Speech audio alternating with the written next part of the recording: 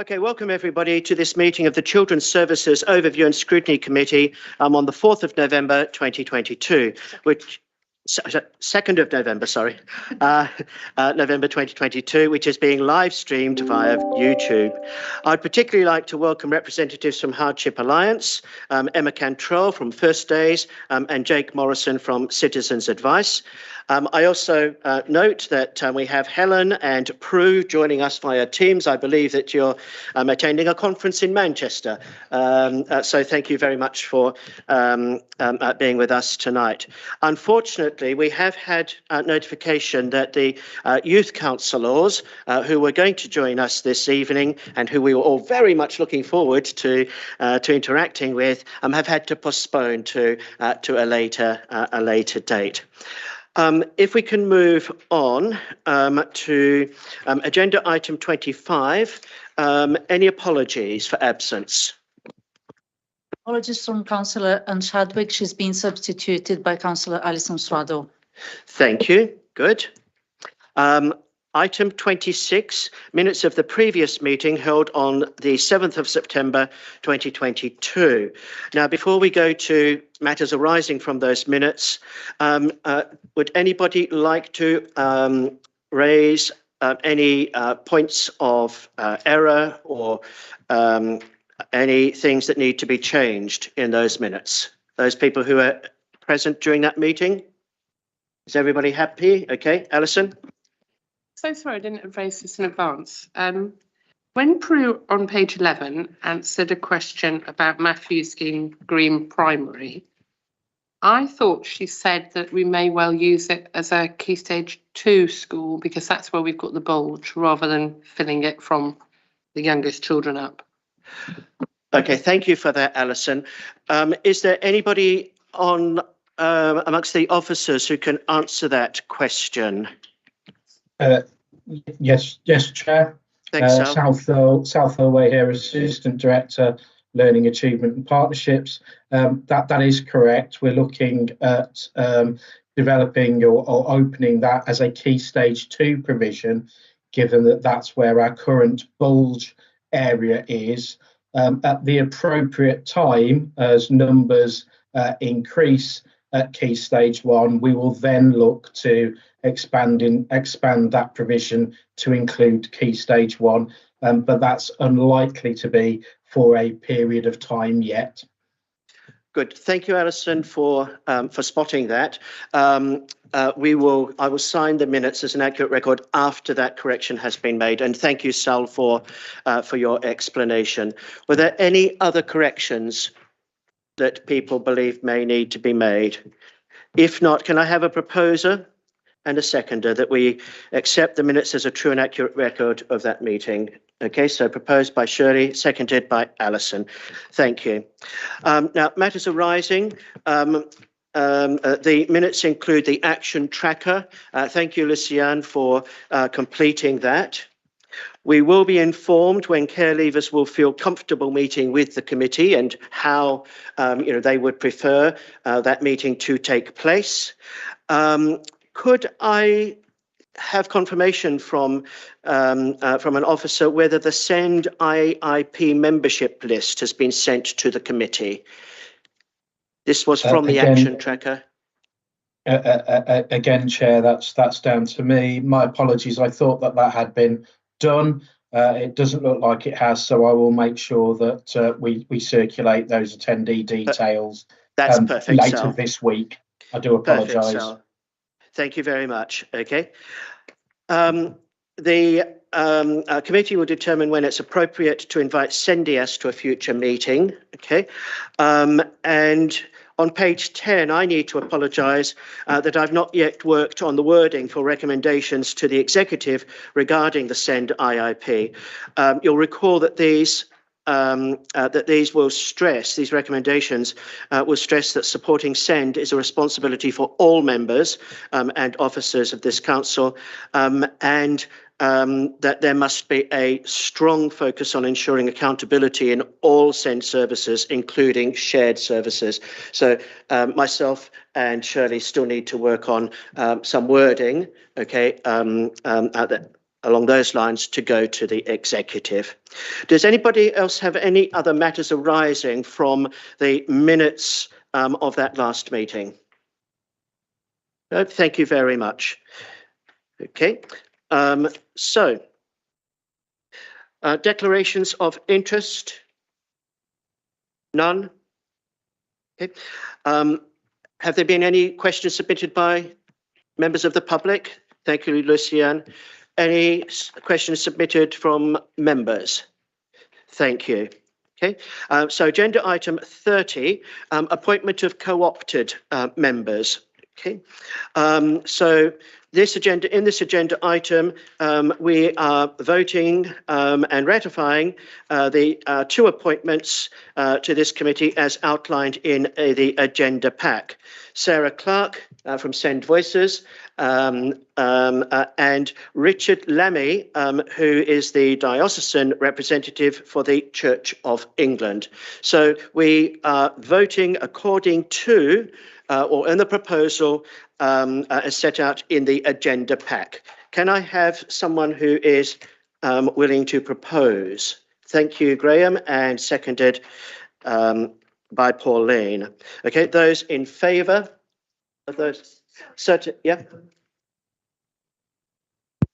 How delighted I am that we've got a member of the church joining the panel, because it's more years than I remember since we had one. I think we last had one when I very first chaired this committee about 10 years ago, and it's absolutely super to have one again. So whoever found him, well done. Anyway, happy to second that. And not to be outbid, to welcome Sarah too, whom I've worked with for several years, and delighted to see you here. And you'll all remember Sarah's massive contributions, to our last meeting. So yeah, but thank you, for those words as well, Pauline. Everybody here, I'm sure, would agree wholeheartedly, with that, and also in welcoming Sarah. Okay, so agenda item 31. Did we vote? I don't think we did we? Okay, a show of hands. Thank you. Yes. No, I think Chair, can I just add, Richard had sent his apologies to this meeting. Sorry, I forgot to mention earlier. Okay. Right, so that's unanimously passed. Item 31 was the Youth Council, which I've explained. We would like the Youth Council to join us at a time that they feel comfortable with. So moving on to agenda item 32, the impact of the cost of living crisis. And I'd like to welcome Emma Cantrell from First Days and Jake Morrison from Citizen Advice, two key persons in the Hardship Alliance, and very, very, very good friends of this council and of our community. So I'd like to hand over to Emma and to Jake to introduce this agenda item. Thank you very much. I'm just going to share my screen with you so I can present to you on this topic. Just one moment.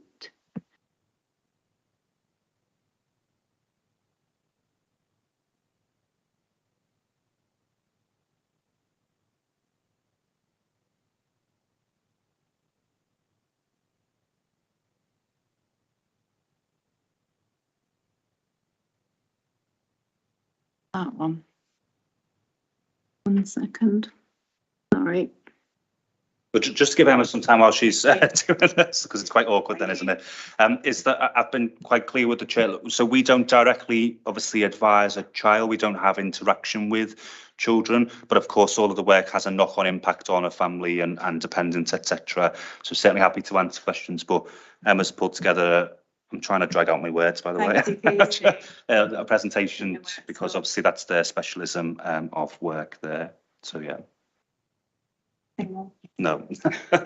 Someone wants to ask a question. Okay, one sec. Try. It's just, I suppose. Oh, you got it. Go on. Say, and you let me go. Right.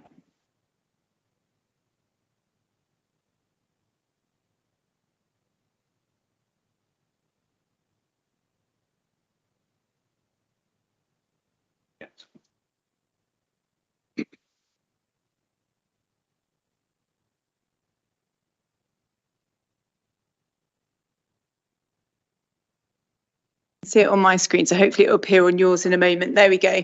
So the impact of the cost of living crisis on children in Wokingham Borough. Across the country, there has already been a sharp drop in living standards, and that is expected to continue. Nationally, we're expecting 500,000 more children to be pushed into poverty by April 23 if wages don't keep up with inflation. Wokingham is not immune from the effects of those things. Children who grow up in poverty or in financial hardship are 4 times more likely to develop mental health problems by the time they're 11 years old. They are less likely to achieve the same as their gifted peers. Gifted children who grow up in impoverished households are less likely to achieve the same as their peers. And in Wokingham in 2019, only 25% of children receiving free school meals achieved a grade C or above in GCSE maths and English, which is slightly lower than the national average. Children who grow up feeling unequal to their peers, which of course inequality is a big problem here in Wokingham because we do have wealth and we do have affluence and we have fantastic schools. So those children who in other areas may have gone to a private provision are in our state system, and so the inequality is even more stark. They do not achieve as well at school, and they miss out on so many of those activities that their wealthier peers will take for granted. And they are more likely to experience trauma in childhood related to inadequate and overcrowded housing, domestic abuse, substance misuse, neglect, bereavement, all those things that occur alongside financial difficulty, which can cause trauma in children, which, as we all know, has a potential to have a lifelong effect. In Wokingham, we are not immune from children being under the poverty line. So the number of children who in Wokingham who live below the poverty line now is 7,336, and that's expected to rise by April 23 to just over 9,000.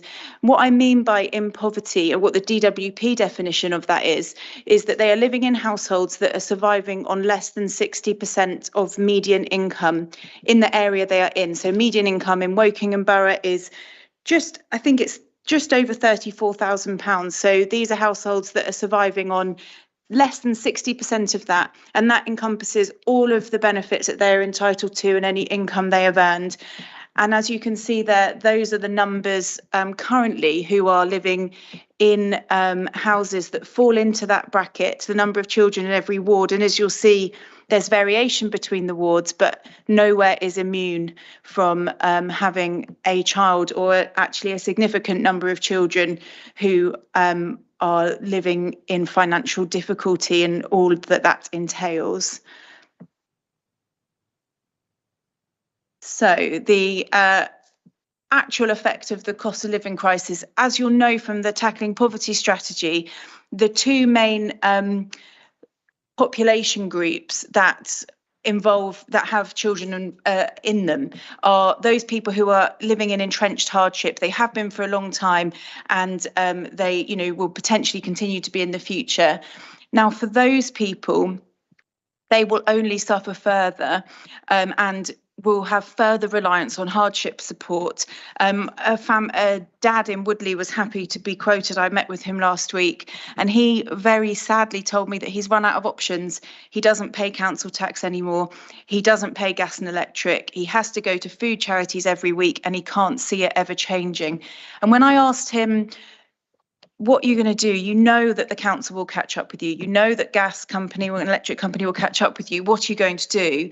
He just shrugged and said, I don't know, I'll see what happens. I'll see what happens when we get there, which is a very worrying trend that we are seeing, especially amongst that population of people who have always struggled and have always needed extra help. There is now a layer of hopelessness that is very, very concerning. And I've spoken to lots of my colleagues on the ground in lots of different charities today to prepare for this. And that's one of the things I've really taken from it, is that there is a very real concern about the hopelessness that families are feeling, especially those ones that are living in that entrenched poverty. And then we move on to those people who were managing. They were coping okay. Even with low income, they were coping okay. Calls to my charity have doubled in the last 3 months. And new callers have that one thing in common of, I need some help. I've never needed help before, but I don't know what I need. So we do have to be really well equipped to know what's out there in the community. There's a family who had to go to Wokingham Food Bank recently, and they said that they always managed fine. They used to manage a camping holiday in the summer. They could buy clothes for their children when they're needed. They budgeted well. They didn't have any debt. They actually used to donate to the food bank when they could.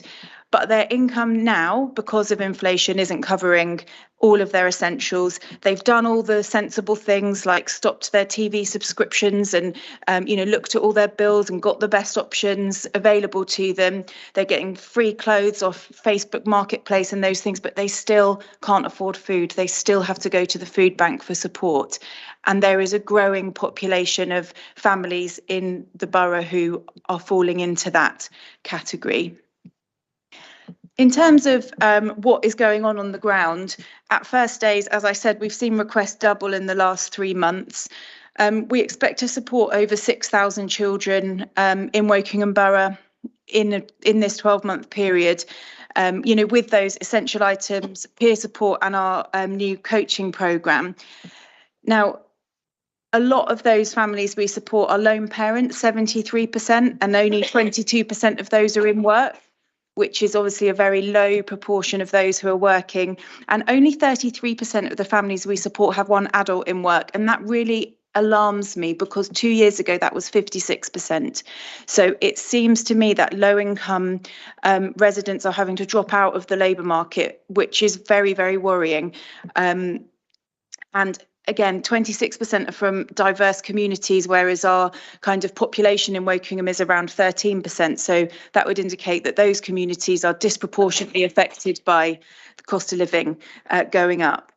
We've had just over 1,500 requests from Children's Services in the last 12 months for support with essential items. So there's a high level of need coming through from the council for that sort of support, and 3,000 children have been supported via our outreach service. And that's really important because we go into those communities. You can see on our heat map there, the communities that need the most help, and we go to those families and try and get them to engage with other services before things get too difficult, which I think is a key to moving things forward. In terms of other support across the borough, every single charity I've spoken to today has seen, or over the last few weeks, has seen a huge increase in demand. So the food bank has delivered food parcels to 692 children, or households with 692 children in the last 3 months, which is a 50% increase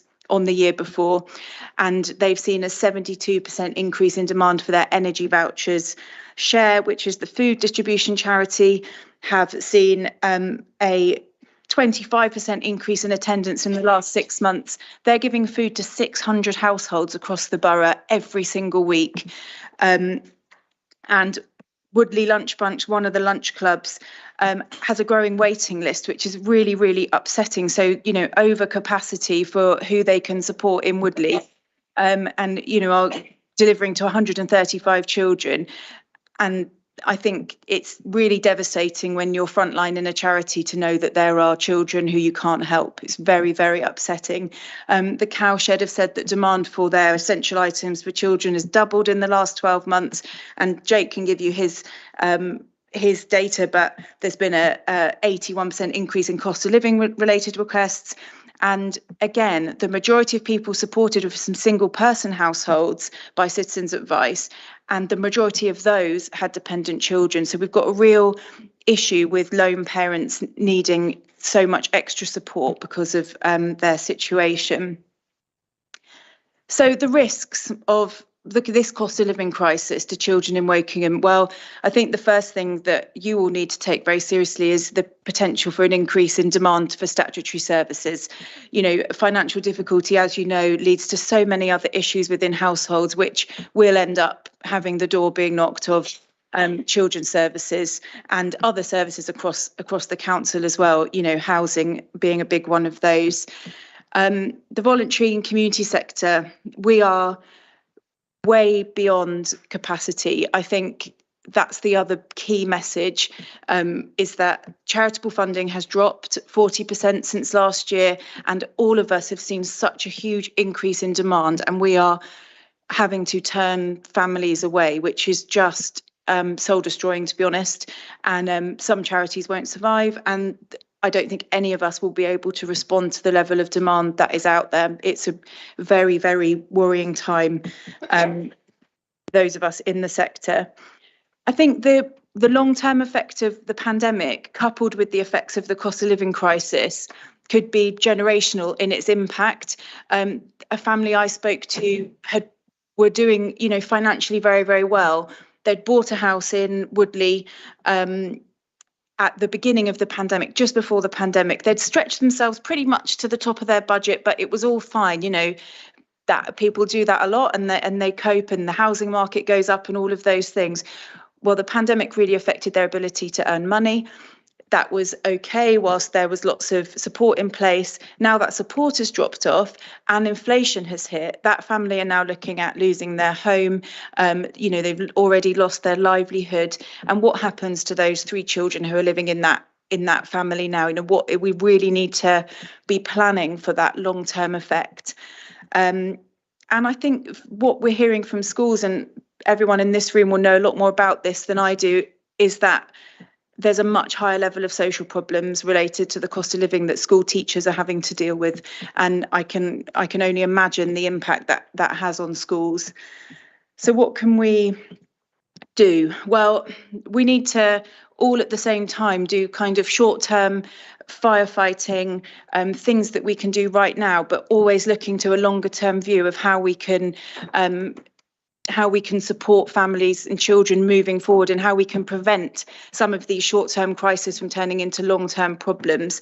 So from a hardship point of view, we can ensure that families are accessing all the support that's available. You'd be surprised how many council frontline officers don't know what support's available, and how many families then will not know what's available if the person on the front line in the local authority doesn't know what's in the community. There's no way you can expect a resident to. Early intervention and prevention, we all know, and are the most important things, and for schools to be equipped with the resources and knowledge to support families specifically around the cost of living, because there is a very kind of specific type of support that is on offer in our community. We need to treat some of the issues that are arising as they're arising. So, a lot of the work that Citizens Advice does around income maximisation and debt support and access to hardship services, we need to make sure that all the organisations who are providing that are really well resourced to do that. You can't have families having to wait for months and months and months to have someone help them with their debt or with whatever it is, because the problem will only get worse and their mental health is the potential to decline and all of those things. And then we need to do things, obviously, to alleviate the impacts of the cost of living on children, even if they have taken hold and they are significant. And some things have got very, very bad already.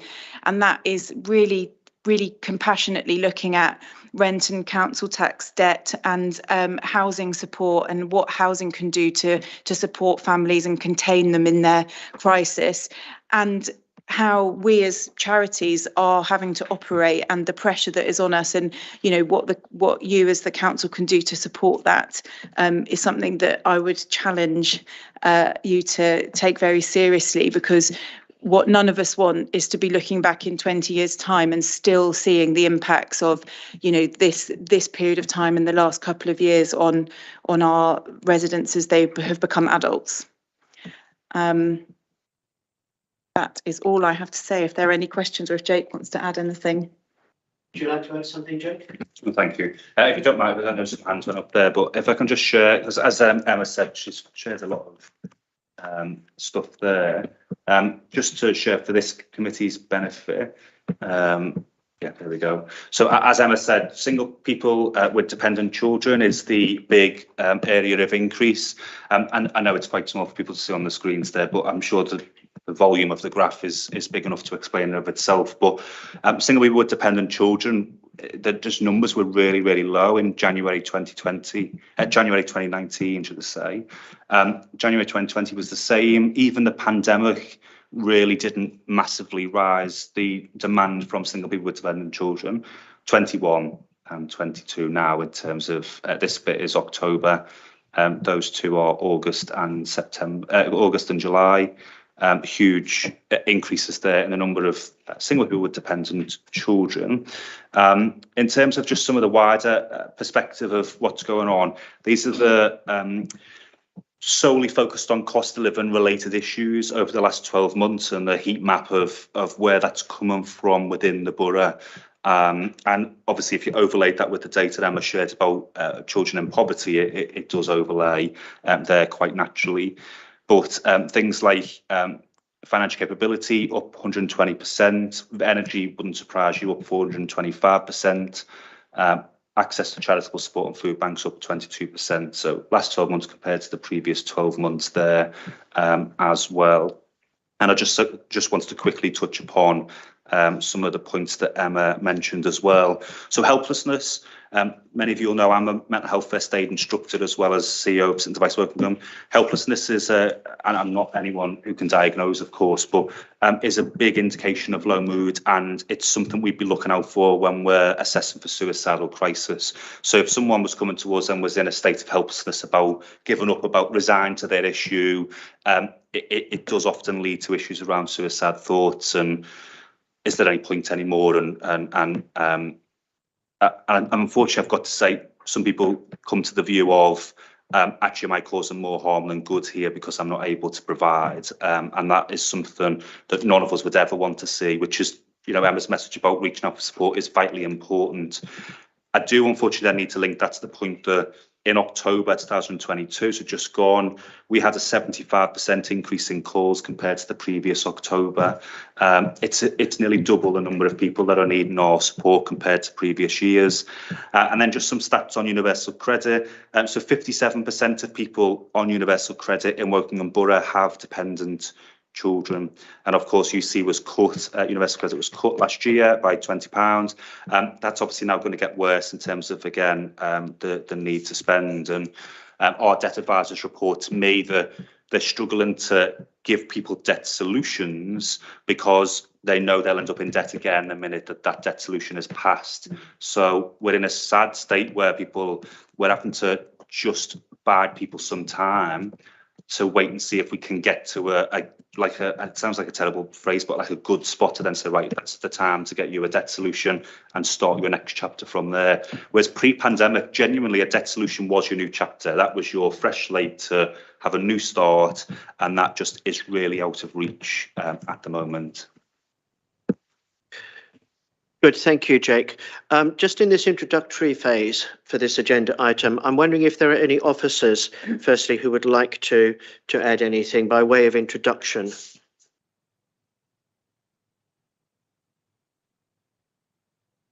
If not, that's not a problem. Now, we also have two executive members here, Prue and also Rachel. Prue, would you like to say anything by way of introduction to this agenda item before we then move on to the wider discussion? Sorry, thank you, Andrew. You've heard a lot from Emma and from Jake there. This is the worst, I think, that we've seen, and I can't see how it's going to get better. We are doing what we can, working with schools who are quite keen to assist with things like reducing the cost of school uniform and trying to make sure that the cost of the school day comes down, or is, no more big expensive school trips, those kind of things. Trying to be inclusive in terms of setting money aside to help children feel included in the school by paying for the trips for them and so on. But there's a limit to how far they can help with that because their own budgets are under such enormous pressure. And I'm feeling quite worried about the future because I can't see that things are going to improve in the short or medium term. We've got the energy money coming into families for the next few months, but we don't know what's going to happen after that. And there's now talk of austerity coming back, or not that it ever really went away. So I think there are going to be a lot of people in a lot of trouble, and as you can see, because so many people are in trouble, there are fewer people to help. than there were before. People just don't have the means to do the things to help that they were doing before. So we've got a shrinking base of people who are able to provide assistance and a growing base of people who need it.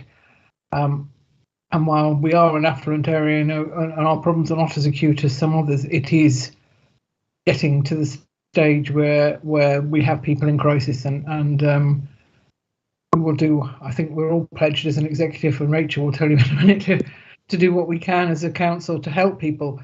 But I can't see us solving things, even in partnership, working with others. I think we're in for a very, very difficult time, and to some extent it breaks my heart, because when you have children and charities, and the charities saying we can't help these children because we have no resource to do it with, that is a really bad place to be. Okay, Jake had his hand up. Sorry, yeah, pretty much just was when you mentioned, obviously, I know Emma clearly delivers a lot of the services like the school uniforms and stuff to help as well. But part of my other hat that I put on is I'm a trustee of Woking United Charities, and at Sitting Device we administer their £500 grants for households for things.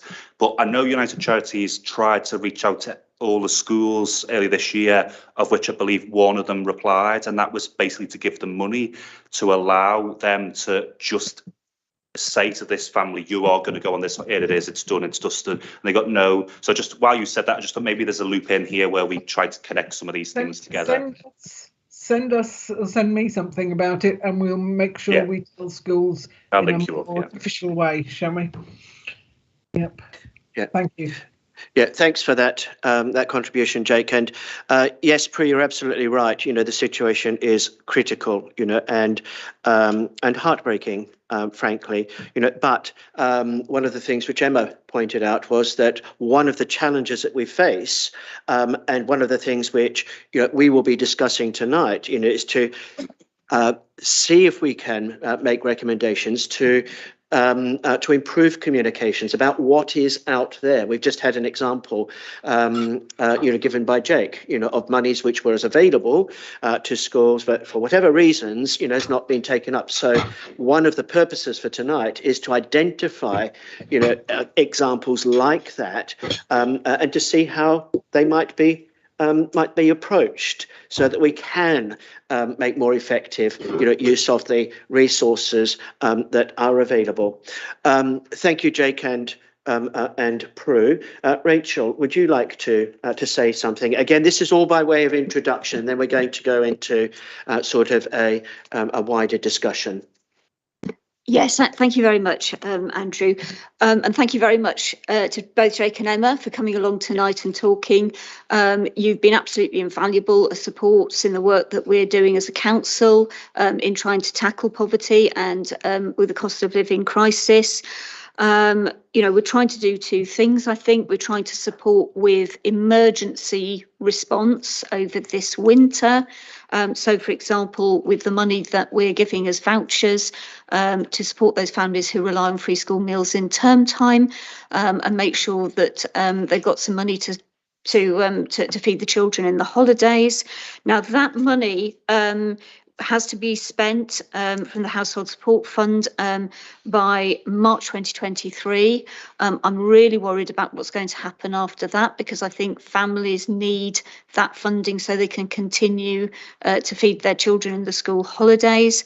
And I think that's something that we as a council need to be looking at. Obviously, we've got very, very tight budgets ourselves. So while we would like to be able to say that we can guarantee that we're going to pay out after May, the May half-term holiday, we have said as a council that we are going to continue to fund free school meals in the holidays up to and including that May half-term holiday. We really will need support from the government after that point. And then we're also looking at what we can do to help in the longer term. So I think, and Emma, you in particular are supporting on the cost of the school day that Prue was talking about just a minute ago. I think that is going to be really vital. And we hope that schools will work with us to try and lower the cost of the school day. and help families out in the longer term. But really, it is a very, very difficult situation for families who are living on lower incomes in the borough. So thank you very much for all your support. Thank you for that, Rachel. I haven't seen any hands go up yet, so I'd like to just start a list for the moment. So Pauline. Okay, Graham. Okay, good. Before we come to your questions, and I'd like everybody, please, including our visitors, to be free to ask questions, as well. Okay, including asking questions of us. Okay, but just before we do that, one of the things which, one of my aspirations for this committee, is that we do regularly produce, robust recommendations to the executive, and I would.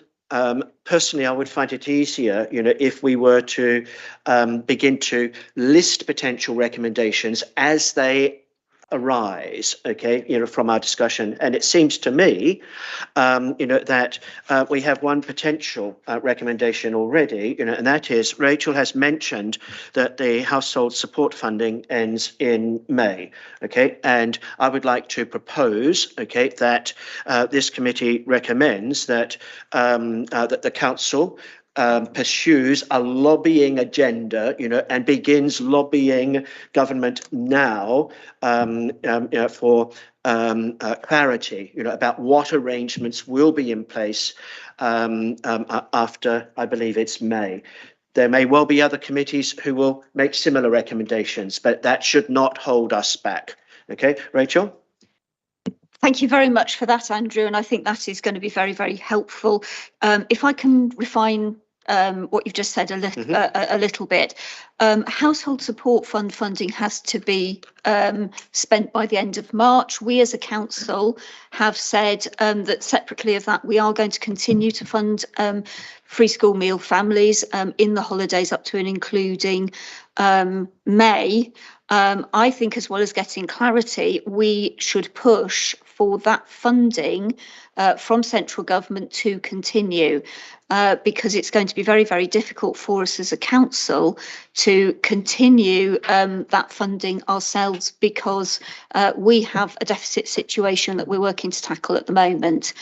So if we can fund, not just to get clarity, but also actively for the government to continue to give us money, that would be very welcome. Thank you, Rachel. Emma? Thank you. And just to give a little bit more detail on that funding, local authorities have been put in a really, really difficult situation here, because central government said they would be funding free school meals in November 2020, when you remember Marcus Rashford and others had their campaign. They did up until the point that they included that funding in the household support fund. So back in 2020, we had the COVID winter grant, which was separate from the free school meal funding. The COVID winter grant became the household support fund. And at that point, free school meal funding was essentially cut, but local authorities were told, if you want to, you can carry it on out of this household support fund pot, which remained the same size. So it was a real terms funding cut to local authorities. And now you are left to look like the bad guys. Government are saying to you, here is what, you have a choice. Whereas I feel that you have less of a choice than is being publicised. And actually, there's no guarantee now with the change in leadership in government that will carry on at all. But I think it's really important to note that this is already a funding cut from central government. Okay.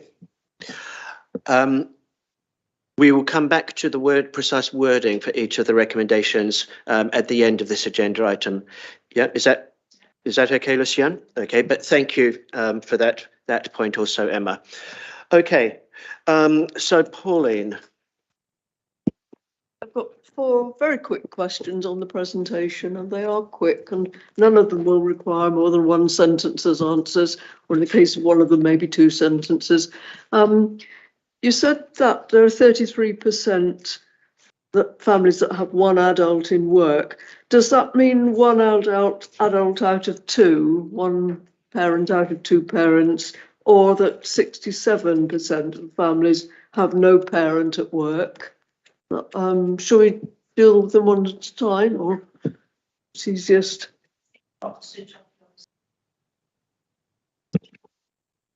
There we go. That is with one adult in work, irrespective of how many adults are in the household. So it's one adult in work. There may be two adults in the household. There may just be one adult in the household. That is 33%. So yes, it's that of the families we support, the majority have no adults in work. So it will be a household that's fully relying on out of work benefits. Okay. Two questions about the cowshed. Has it got enough, or are they still in need of donations? And the second question is, how on earth do people get there? Because it's now near the centre of Reading, and it's a very difficult place to get to unless you've got a car. Absolutely. So my understanding is the cowshed are absolutely still in need of donations. They do currently have a centre in Reading, but I do know that they are looking to have a donation centre in Wokingham. I can tell you, as a similar organisation who needs a similar sized building, it's very, very difficult to get hold of accommodation in this area. Commercial property rates are extortionately high. So I do know that they are looking for accommodation in the area, but they've got Hurst, haven't they, still as yeah. well, but they've got one in Winnish now. I think it's just for Christmas though. Yeah, so I think for all of us hardship support charities, accommodation that's close so that people can donate is one of the big issues that we encounter all the time. So yes, I would say the cowshed are experiencing that problem of being in Reading, but they are looking for premises in Wokingham for the longer term. Thank you. That was a long one sentence. Sorry. And the last question is, on the list of wards that you put up on slide 2, it stopped at H. So are there no other wards after H in the alphabet that have problems? There was a second column. Was it 2 columns? There was. Oh, I can missed that. That's circulate the slide so you can have a good look. That would be wonderful, Emma. Okay. Thank you, Pauline. Okay. I sense also another, we'll come to you in a minute, Graham. I sense another potential recommendation or area for a recommendation. And this is, Emma has mentioned the difficulties that many of the charities are facing finding suitable accommodation, including, I would imagine, pop-up sites and so forth. So I would like us to consider a recommendation along the lines that we approach that we ask the council, to look at what might be possible within the resources that the council has available to assist with both short-term, and longer-term, accommodation. Emma. Just to say that I do know that work has already started. So there is a review going on, and we're working as a result of the work that we're doing with the cost of living crisis. I'm working really closely with the AD for commercial property to try and identify those resources. But I think a recommendation from you will only bolster that. So yeah, thank you.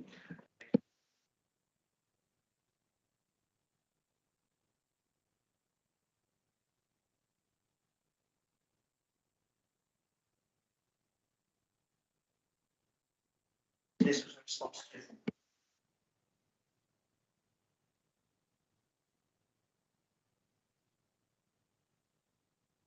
to. It was in answer to something that Emma said. Okay, super. Emma, you mentioned that the number of single parents in work, the number of parents in work has dropped quite substantially. It used to be over 50%. It's now only 33%, if I heard correctly. Can you talk us through a little bit of what you understand about the barriers for those parents getting into work? Absolutely. So there are a number of things. First and foremost, it's a very simple fact that low income wages haven't increased at the rate they need to balance the household budget. But that is compounded by the fact that childcare is incredibly expensive. Childcare settings are actually closing because they aren't able to survive either, because their costs are increasing and the funding they're getting isn't. So, and obviously once we have fewer childcare settings, the others are, you know, well within their rights to put their prices up to remain competitive. So childcare is incredibly expensive. Flexible working is really, really fashionable if you can sit at a desk, because then you can sit at a desk in your house. But flexible working in low income work, where you have to be in a physical place or you're working shifts, it's very, very difficult for parents to access that type of work. So there is something around encouraging businesses to be really creative with how they can employ parents, especially, you know, to enable that flexibility. So I think flexible working is a real barrier. Cost of childcare is a real barrier. And then there is, of course, the fact that wages aren't high enough. So, you know, paying a real living wage would be a good start. But those are the three kind of global things. And I think they are obviously across the country, they're having a huge impact, but in an area like Wokingham, it's going to be even more of an acute impact because our cost of housing is so high, food is more expensive here, all those things are more expensive. So it's very, very difficult to balance the books on a minimum wage.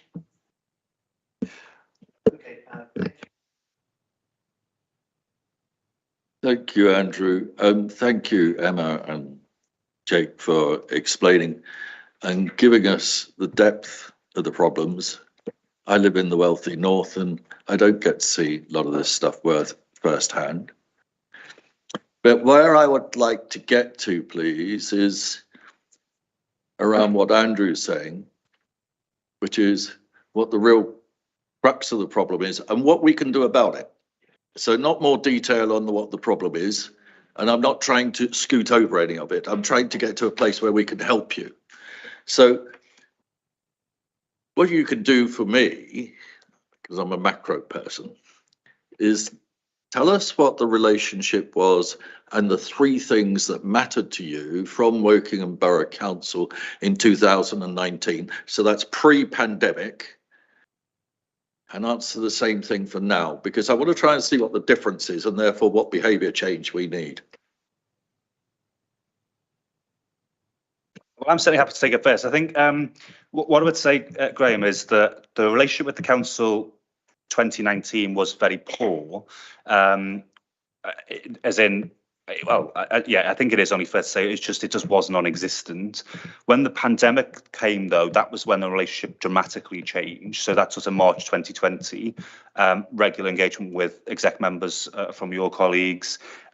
We were having weekly meetings or weekly meetings with assistant directors of the council, and that is when the whole game changed in our relationship. And I think it's only improved since then, but also particularly, I just think it was such a game changer in council officers who were quite open, because I think the AD who we particularly were talking about was very open to the fact they just didn't know that was the volume of work we did and whatever.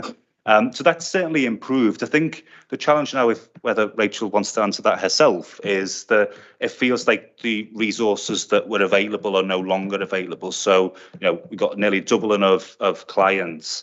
I think in COVID, there was finances that would have been available to say, actually, you just need a little 6 months worth or 3 months worth of funding to do that. And that's not available now. And I think that maybe is why our presentations are very much just about the problems, is there are very few solutions now. Yeah. What I'd like is, if you had the magic wand, what would they be? Because we've got to be aspirational. So if we know where we want to be, then we know what the things are to get there. So if we can agree around that, then we've got a strategy. So just from our side, I think there's a couple of quick, well, I say quick, that's so terrible when I'm about to say what I'm going to say. It's not quick, but what if you had the magic wand would be that benefits rise with inflation, right? Which I know you can't do, but whether we can, you know, speak to secretaries of state and stuff. So benefits rise with inflation, that will reduce some of the demand on our services. There's the point then around whether crisis level support does increase. I was talking to Councillor Budd just a little bit earlier before we joined, is that people are becoming heavily reliant upon things like a food bank, who are very openly very short term in their support, because it's supposed to be an emergency bit. So we need to have that bridge and opportunity to get people over. And it's always hard for charities to openly say, but we do need more resource to be able to meet the demand. And so the thing we've always been proud at in Device, and the relationship we've had with your colleagues and the new administration and stuff, is that we would answer 95% of any demand. So any call that comes through, we answer 95%. Now we're lucky to get to 60%. Now, it's still far more people, we're still helping more people, but the challenge with that becomes there are a group of people then that aren't being heard. And if you go back to the mental health point, sometimes just being heard, even if there's not an immediate solution, is a relief. Is someone who agrees with you that it is quite difficult and it's hard, and we need to understand that there is a role of that. So we need to fund the help making sure people are being heard. As Emma said, we only then pass the problem on to someone else to pick up. They also need the resource to pick up those pieces as well. But in terms of the relationship and the contact we have with most departments in the council, that is really positive, and that has helped from the start of the pandemic. It's just the availability of resource now from our side. I have some slightly lower aspirations than Jake, I think. However, I do still think, well, I do think some of these things, I feel like they might take a magic wand. So in terms of partnership with charities, you know, the charity I run is very small. Lots of the hardship support charities are very small. They're not commissioned by the local authority. They, you know, we raise all of our funding ourselves. You know, we spend a lot of time scrabbling around for 500, £1,000 here and there, which takes a lot of time and effort. Which is fine. That is the funding model of small charities. But what we don't get is the small things when we're working so closely with the local authority, the small things that could help us. So, you know, there is a whole population of officers who don't know what's available out there. So I spent 10 minutes on the phone today to an officer explaining that we don't give carpet out, but here are the charities that do. And that is every day, you know, hours and hours of our time are spent doing comms work within council departments. And I think that could be hugely improved. I think that consistency of knowing what is out there, and you know, treating us as charities as equal partners, equal service delivery from, you know, with the council, and really we're all very innovative, and we make a lot with a very small amount in the voluntary sector. And I think there's lots of learning that could happen in terms of how partnerships could take place, and how you could give benefit to charities that isn't just cash. You know, for example, I have a very small staff team. We're 5 full-time equivalent members of staff. My team are asking me for an employee assistance programme. As a percentage of my budget to enrol them in an employee assistance programme, it's a lot of money. I don't know which funder to go to for that. Now, we have huge businesses in our area and huge employers like the council. What would it take to offer that to frontline workers to be enrolled in that employee assistance so they could access that mental health support when they need it? Those sorts of things. I think there's loads of ways that the local authority can use the resources that you've got, and assets, commercial property assets is one of those things. There's loads of ways that these things could be used, but we need to be listened to as an equal partner in that. So I'd say, please get your officers knowing what's available on the ground as a start. And number 2, let's really do meaningful partnership. Thank you.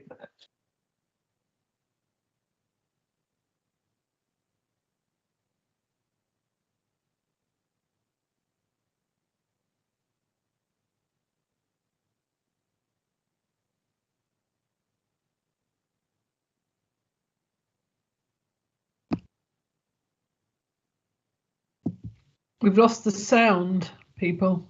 Sorry. Yeah, so I think that we've got another recommendation here, picking up on what Emma has just been saying, and also Graham, and that is that this committee would like officers to explore ways in which what is available, within the community, is more effectively and efficiently communicated to all of the stakeholders, including, amongst our officer staff. Okay, I think that's what you were saying, yeah? And I'd also like to suggest another recommendation as well. And that, Emma, you mentioned that many charities like yours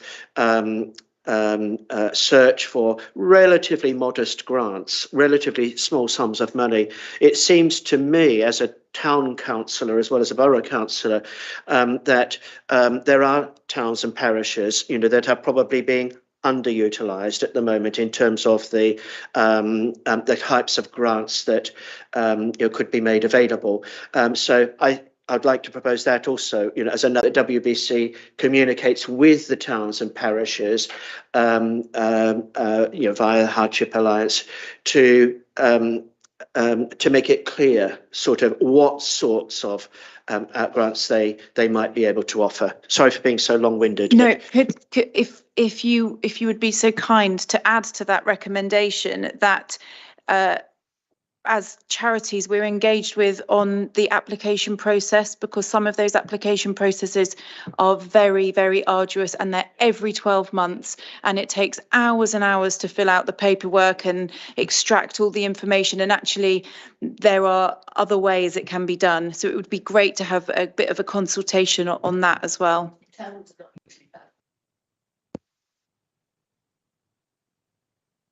Right, well taken, Emma. Okay, so it's now Beth, okay, then Shirley, and then Alison. Thank you, Chairman. I'd like to talk for just a minute or two about the elephant in the room. And the elephant in the room is that Great Britain is one of the richest countries in the world. We're in the G7, which means there's plenty of money sloshing about somewhere.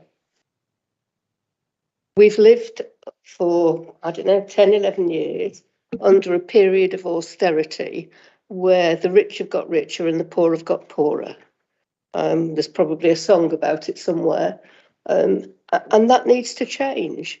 When Rishi Sunak came into office a couple of weeks ago, he said he wanted to focus on, and I'm paraphrasing his words, the have-nots, not the haves.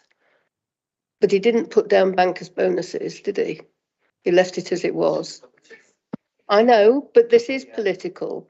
Yeah, so Beth, I'm a bit uneasy with this. Okay, so if we can dispense with anything that might be pursued as taking a political line. But what we need is the government to realise that the cost of living is high, and that the people who cannot earn enough to keep themselves need their benefits put up. And I brought up 4 children on benefits. It's not easy, to enable them to at least heat their homes and feed their children. And that needs to be put right sooner rather than later. It breaks my heart to see the teachers in my school giving dinner money to children, making sure that children are warm and have got clothes and heating. That's not right. Yeah, thank you for that, Beth, and I hope you understand why I interrupted. I'm sure that everybody empathises, with the sentiments, about the hardship, that children and families, are facing. I think there is agreement, though, amongst the whole of the councillor body, that it is appropriate for us as a council to lobby on those things that affect our residents, and we've already had one example tonight, about the lobbying, the recommendation that we will lobby government for a continuation of the household support funding. Okay, great. Yes, of course. Just a very quick point, if I may. I mean, I was trained as a company secretary, so I'm not terribly good at governance, but I've had to live by it. This is an overview and scrutiny committee, and we must be very careful. And Andrew kept us to account stiffly last week on 2 call-ins about not having political discussion or presentation. Very important to keep the neutrality. So actually, what we also must be very careful of not crossing the line of making observations and proposals and trying to make policy. Yeah, and I think everybody takes that comment in the spirit in which it's, intended. Thank you. Okay, Shirley and then Alison. Thank you, Chair. When Jake and Emma came to present to Community and Corporate recently, one of the things that we took away from that, one of the resolutions from that meeting was that we should lobby government because they have consistently underfunded Wokingham Borough Council over a number of years. And I think we can all agree that we're the lowest funded authority. So that was something. I don't think that is political. I think we all probably agree that we should have been getting more funding from government. So that's just an aside. One of the things that I picked up on, and was that we were talking about, or Emma was talking about, the cost of childcare and the difficulties that charities are having finding storage space, office space, all of those things that are costs. And it strikes me that this building is now so underutilised because so many people are working at home. There must be a way that we can accommodate some of these things within this building. When I used to do part-time teaching for Reading Borough Council, and at that time, Reading Borough Council had creches around the subsidised creches for people who worked for the Borough Council. Now, I'm not saying that we maybe go back to that, but there could be a case for if there's a childcare provider somewhere who is struggling to make ends meet because of business rates, because of rent costs, because of all of those things, that maybe there is somewhere in this building that could be used to offer the room. I don't know. I'm just, we're looking to be creative here. So you said something about this earlier. Could you? Yes. So I know that with the response to the cost of living crisis, there is discussion about use of parts of this building, freeing it up during the winter as a co-working space. So for people to be able to come in to work, and there's ways that saves the council money and ways that it obviously saves residents money. So I know that's on the table. So I think this would be a really good time to take that next step, to think more imaginatively about childcare and those things. So I'll take that back to that meeting and continue that conversation. Alison. Thank you. Okay, so just to go back to the point about you having to approach every year the town and parish councils. I've been on Early Town Council. I'm currently on Woodley Town Council. I know how that works. They do it once a year. If you fill in the form well and you put the big thing is always, isn't it, having to say how many people in that parish you've supported in the last year, and knowing to keep those stats. I have to say a lot of people don't fill in the form properly, so if you fill in the form properly, you'll get the money. Have you considered asking to be invited to the Town and Parish Liaison Forum, where you can speak to all of them at once? Never heard of it, so that would be great. Yes. Yeah, they meet here in Shoot End. Second point, I understand, Emma, that the old library, First Aid is using that for storage at the moment? We're not at the moment, but there is conversation around, we've got a huge amount of energy efficiency items which will be going out to residents. So there is conversation around using the old library space for storage for a couple of months over the winter, which obviously has a saving for the council in terms of business rates, a saving opportunity for property whilst they decide what's happening with that council after with that building after the winter's finished. So nothing's been agreed, but that is a proposal that's being looked at the moment. Yeah, because that certainly looks like a good pop-up shop for the cowshed, to have a somewhere in Wokingham where people can come, because there was a good point made about it's very difficult to get to where it is on the bus. I agree. The issue with that building is that the cost, the utility costs for it are astronomical. So any charity taking it on would be lumbered with a absolutely huge bill to turn the lights on and potentially heat it and those things. So there are considerations around that, but we're certainly, as the with the cost of living response as the Hardship Alliance, we're looking at all those ways that we can have storage of things. But certainly in terms of the cost of living response, we won't be turning a light on or turning a heater on or flushing a toilet in that building. It will be put stuff in and leave it there and get it out when we need it. situation. Yeah, I mean, that 'cause certainly the costs are emphasises why huge. we needed a new library. Yeah, the costs are huge, yeah. Yes. Sorry, and the third point. So, Rachel, you've told us that the executive are going to be lobbying on behalf of the Borough Council to the government. So I'm not quite sure why the executive needs a recommendation to ask them to do that if you've already got it in hand.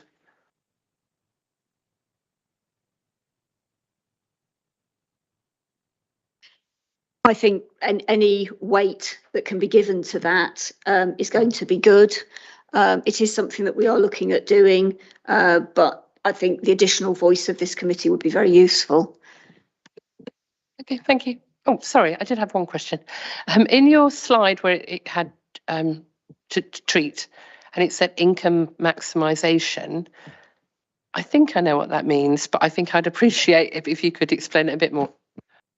Yeah, so, oh, yeah, that's working, isn't it? So what it's essentially talking about is, are people getting what they're entitled to? So the government run a huge campaign which just doesn't seem to land for some reason around pension credit, for example, which is, it's the most underclaimed benefit in the country, has been for a long time.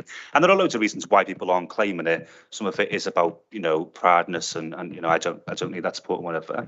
But what we're doing with the libraries, in fact, I think must be happening this month, is inviting people to go to their local library, and the librarians are going to be trained to do the benefit calculator with them. So there is a tool called a benefit calculator, which is anonymous, and it only takes about 10 minutes. But you put in about your circumstances, and it'll tell you whether you could be at work, as I said, which 47% of universal credit claimants are in the borough. But be eligible for some top up of support. So like you used to be able to get tax credits on top of your wage, etc. And a lot of people just don't know about these things being available. So when we talk about income maximisation, that's what we mean is, are you getting what you're already entitled to that the government are obviously happy to then fund, but people just aren't aware that they are entitled to that support. And council tax reduction is another one. So people might get a certain benefit because they don't automatically then get the others. They might not know that they're eligible for other better support as well. Thank you, Jake. Just before we come back to Shirley, I think we've identified another recommendation, and that is that we would like to recommend to the Town Parish Liaison Committee that they invite the Hardship Alliance to address that committee, particularly with a view to sourcing funding opportunities. Shirley, and then Sorry, if you jump, I'm sorry, Andrew, about that. But it's just, we were having a bit of a chat about the buses. So I don't know if anyone wants to debate with me about the buses, but as a new bus user, it is the most dreadful service I've ever seen. It just highlights, though, obviously I did the cost of living survey, and I spoke to your group about this when I came to your group meeting the other month or the other week, is that it's really important then that, and I know you might want to then talk about this with the warm hubs and stuff, but that they are available, and that's where town and parishes come in really well, is it is expensive. So for me to go back to Shinfield now, it's £6. And the survey told us that people will not spend anything that they see as discretionary at all, and getting the bus somewhere is discretionary, even though it's probably not. And I know you've talked about the importance of it, so I don't know if you had anything to add on that warm bit.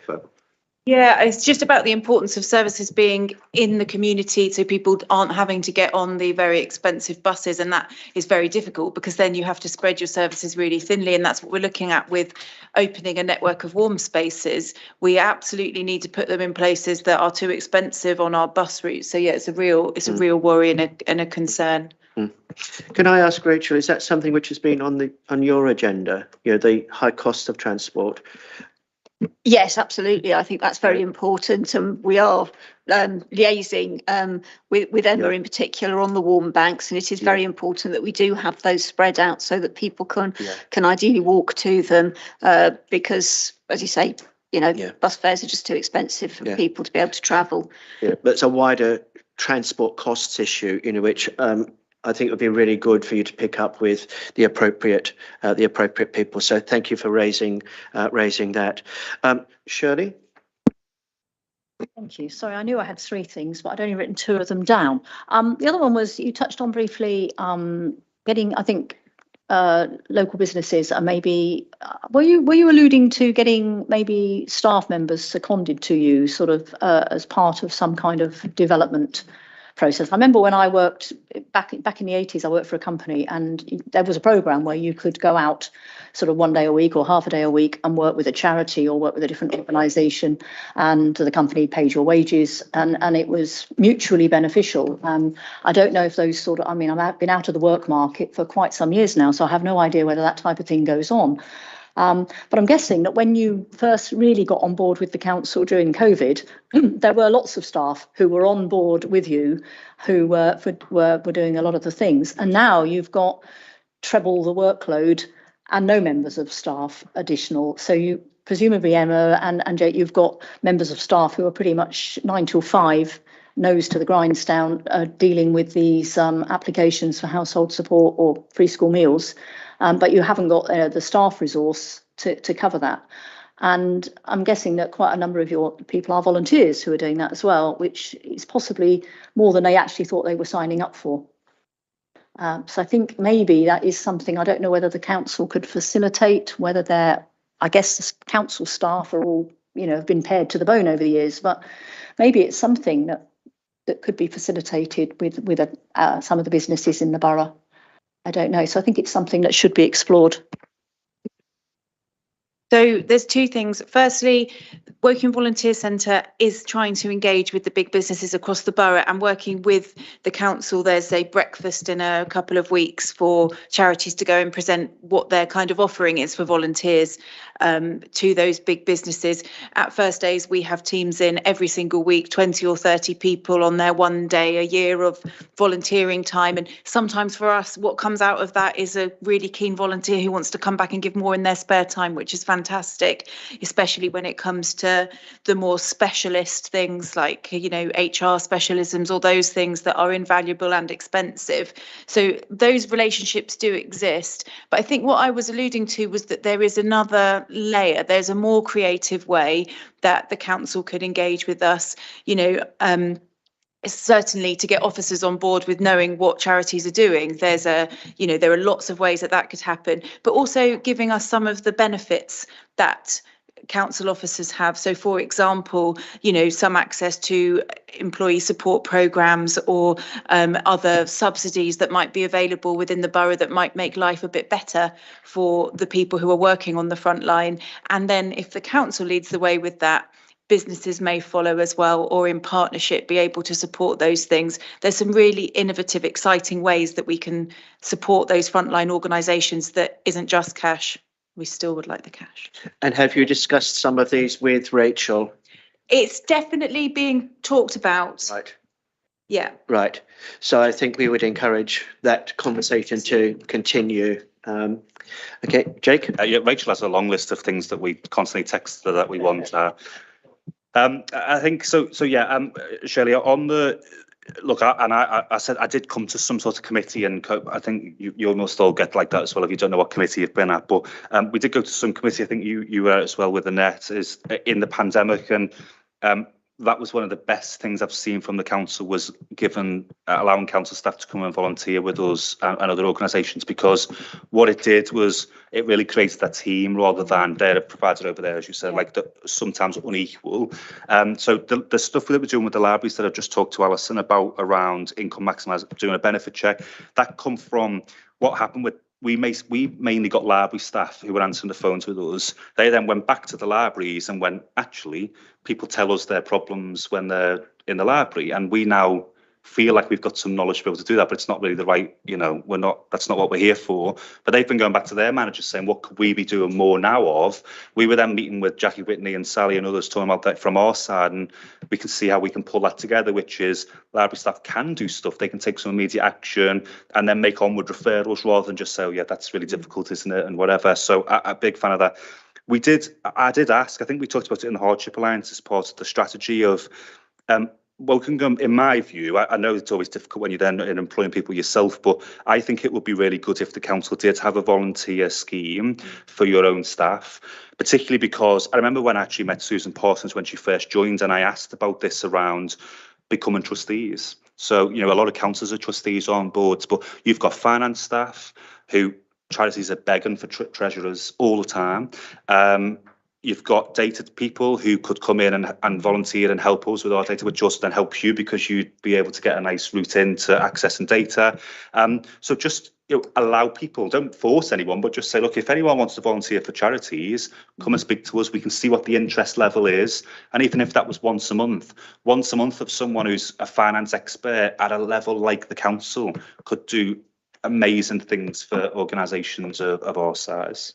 Just to say that there is already some brilliant best practice. So we had one of the grads who in the graduate programme, I can't remember what that's called, who worked with us for a week and a half and created a whole programme for us, which was just fantastic, invaluable work. So there is already some best practice, but we'd like to see that more. And as you say, from people across the organisation, it would be brilliant. So I think that's yet another recommendation from this committee that we would ask the executive to explore possibilities for a charity volunteer scheme for council staff. Okay. I am conscious of time. I would like, though, to ask one question, a completely different line of questioning, if I may, and then see if there are any final questions that people would like to ask. You mentioned, Emma, that I think it was 25% of referrals to First Aid come from children's services. And I'm really, really interested in trying to explore the relationship between organisations like yours, First Days, and children's services. So you mentioned, for example, that First Days provides outreach services. How is this coordinated, with children's services, and in what other ways, are you interacting on a regular basis with children's services? What's working well, and what are ways that or areas that could perhaps be built upon and improved? And I'd also like to, if possible, an officer response to that question as well. Sure. So in terms of the requests for our support, that is a very one-way relationship. Social workers or whoever else in children's services will get in touch and ask us to send items or support to a certain family, and we will do that. There isn't a huge amount of a relationship there at this moment. What we do have is a really close working relationship with the community engagement team. Now, they're not based in children's services, but obviously they're interacting with families in their communities every day. So our outreach work is very much alongside the community engagement team, who really do know the families very, very well. So yeah, historically, we haven't had a huge amount. Children's services are very supportive of our work and obviously need us for to fulfil that need with the families they're working with. We take part in various groups and committees and that sort of thing, but that is the extent of it at this point in time. So is there anything over and above, the kind of work that you're doing with the community engagement team that perhaps children's services might be able to assist with, work more with? I think there's a really good opportunity for us to look at where we are positioned, getting to know families who are at the cusp of becoming in need, or are even before early help is required. We are identifying those families. So I think there's a huge possibility to develop a partnership further where we can do that demand management, stop that even that intervention from early help, and work out how we can work better together. Because I do have a slight concern, actually. One of the things we do is we give out hundreds and hundreds of winter coats to children in the community who don't have them. Now, I know that for teachers in schools, one of the things they look for as a red flag of a child who is perhaps not getting everything they need at home is consistently not having a winter coat. Now, if I'm stepping in at the school gates and saying, quick, here's a winter coat, is that helpful? Or is that actually covering over a bigger situation at home and just papering over the cracks. Now, the obvious thing is that we still give the winter coat because, gosh, the child needs to be warm. But if we then had that relationship where we had a mechanism by which we could, either interact with the council to know if that child's on their radar or speak to the school, there is so much potential, but obviously it all takes time and resources, and we know that that is scarce all round. Okay, I'd like to go down.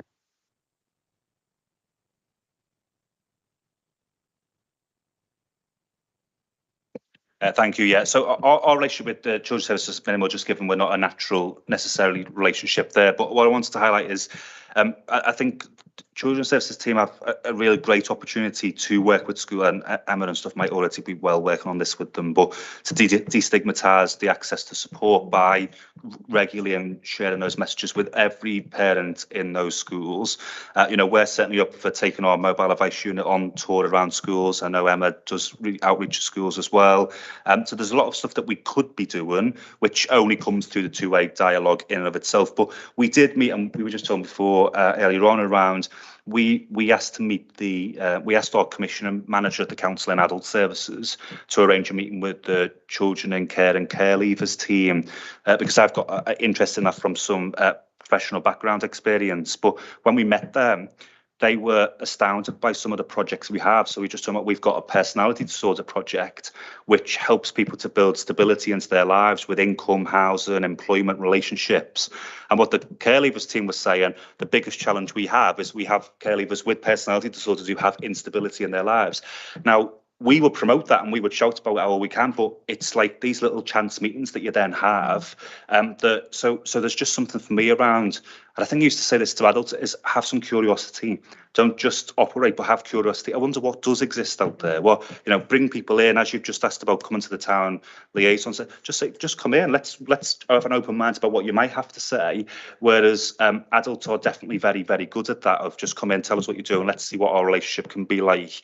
But as I said, when we asked to meet the children and care team, it was such a really good contact then about how we could help them and they could ease some of their, because they're really good at a lot of outcomes, but this particular cohort they had an issue with.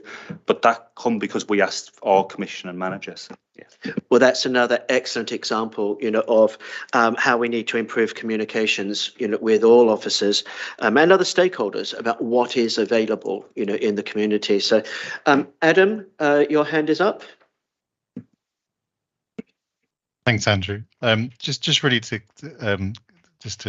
comment really on that. I think that point that was just raised about the interaction with our care leavers team is really interesting, and I think there's something, as I'm sat here, around that engagement in terms of inviting the attendees here to come and meet with my service manager team in terms of sharing that further information.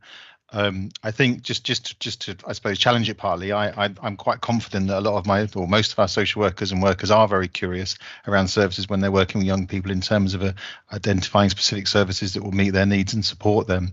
And in relation to the part around first aid, so there is a project at the moment around early intervention and prevention work that Phil Bell's involved in terms of, I understand he sort of represents very much the voluntary sector, but our early help, I do know, refer them and work with families and signpost to those services.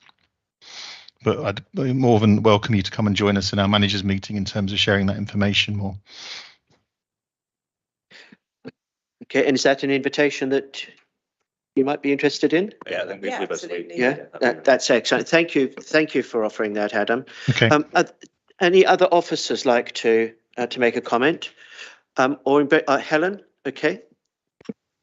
Yes, thank you. Thank you very much for such an inspiring presentation. Really, really excellent. I also just wanted to add, I know Emma and Jake, you're working with Vicky and Sal, I believe, through the Cost of Living Silver Group. And I think, there's a great deal we can build on further. I know, Emma, when you came to the Children and Young People's Partnership, there was real interest in taking the conversations further into real action. So again, would extend an absolute invitation into the Directorate Leadership team for any, joint work we could do further. So thank you very much. Thanks, Helen. But yeah, definitely, certainly with Vicky, I'm working on a particular work stream with Vicky. She's very helpful. Yeah, thank you. that is great to hear. I'm very keen on some action, so that's great. Thank you. Yeah, thank you very much indeed, Helen. Okay, I don't see any more hands up. Graham and then Shirley. Yeah, it's just a quickie really to help if I can. For a day job, I work for Innovate UK, which is run by the Department of Business, and I deal with big companies all the time. And where the trends are going is to talk about ESG, which is, sorry about that, environment, social and governance impacts. And there is a shift that's happening. And most big companies that I talk to have some sort of volunteering that Shirley alluded to. And there are big companies in this area. And I would be quite happy to share my experiences with you on that if it helps. And then I'll just close off with, I've certainly learned a lot tonight. I was Prue's predecessor, so I was involved in 2019-20 when, you know, the COVID thing kicked off, but I've learned even more tonight. And what I'd like you to honestly do is tell us whether we've added value. And if we haven't, then we need to bloody well learn. I think it's a great challenge. It is Wednesday at 9 o'clock. Like, that's the only comment I would make. I think we were talking with Sarah just a little bit earlier. You know, I just think the dialogue is what is useful. Is you know, we're coming to work every day, we do our stuff, we hope that we're doing the best, but being able to come along and even then hearing from officers like Helen and stuff, then just to be able to share that work, share those experiences, but also hear those insights of what's going on. I just think the particular thing with cost of living you see is what's been interesting today is you put a bit of a lens on what the experience of children, and then last week it was about the wider experience of poverty, but then there would be a committee that covers transport where you say actually what's the cost, and that's what's interesting, Graham, I would say is, yes, it's obviously taken up some extra time, but cost of living is so wide in its impact of people that actually it's quite refreshing to be able to say, but actually let's just look at one area of demographic for the time being and see what the impact is there. Emma, I think you mentioned that there will be a meeting with some employers in a couple of weeks' time to look at volunteering opportunities. I'm wondering whether, if Graham was available, whether you might be interested in taking part in that, you know, and you know, helping to develop the networks, you know, the network further. We can connect the organisers of that with Graham. That would be great. Thank you. Fantastic. Thank Brilliant. you. Yeah. Brilliant. Thanks, Graham. Okay, Shirley. Thank you, Chair. Yeah, at the beginning of the presentation, Emma showed a couple of anecdotes, little quotes from people out in the borough. And if you'll forgive me, I'll end on one. I was out at half term delivering lunches to for Woodley Lunch Bunch to a family that has been with us since the start. And they're always very excited to see me, the children, and the little girl, she's now 8. And she came to the door and she said, "Oh, it's Lunch Bunch. Hello, Shirley, it's Lunch Bunch." And then she looked very thoughtful and said, "I think I've worked out why you bring us lunches." And I said, "Oh, and why do you think that is?" And she said, "It's because we're poor, isn't it?" And I nearly cried on the doorstep. I have to say, it was, you know, it was a very moving thing. And I thought, you know, for her to have to acknowledge that she's poor is just, it's not on really. Very sobering note to end on, but all too true. Just before we draw this agenda item to a conclusion, I would like us to just quickly recap what the recommendations were, and I'd like to do this while Emma and Jake are still here, before we thank them, you know, for their attendance, just so that haven't misunderstood anything. Okay, so I've got I think 7 recommendations. The detailed wording we can work on as long as everybody's happy with the gist of each of these. So the first one is that we recommend that the executive continue lobbying the government to continue the household support funding. A recommendation that the executive continue to review assistance that might be provided to charities, particularly those working on matters relating to cost of living, with help with premises.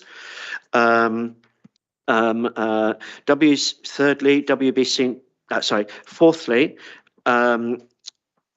that this is a recommendation to the Town and Parish Liaison Committee. Can we recommend to them? Or can we only recommend to the executive? Luciane? I think we can recommend directly to them.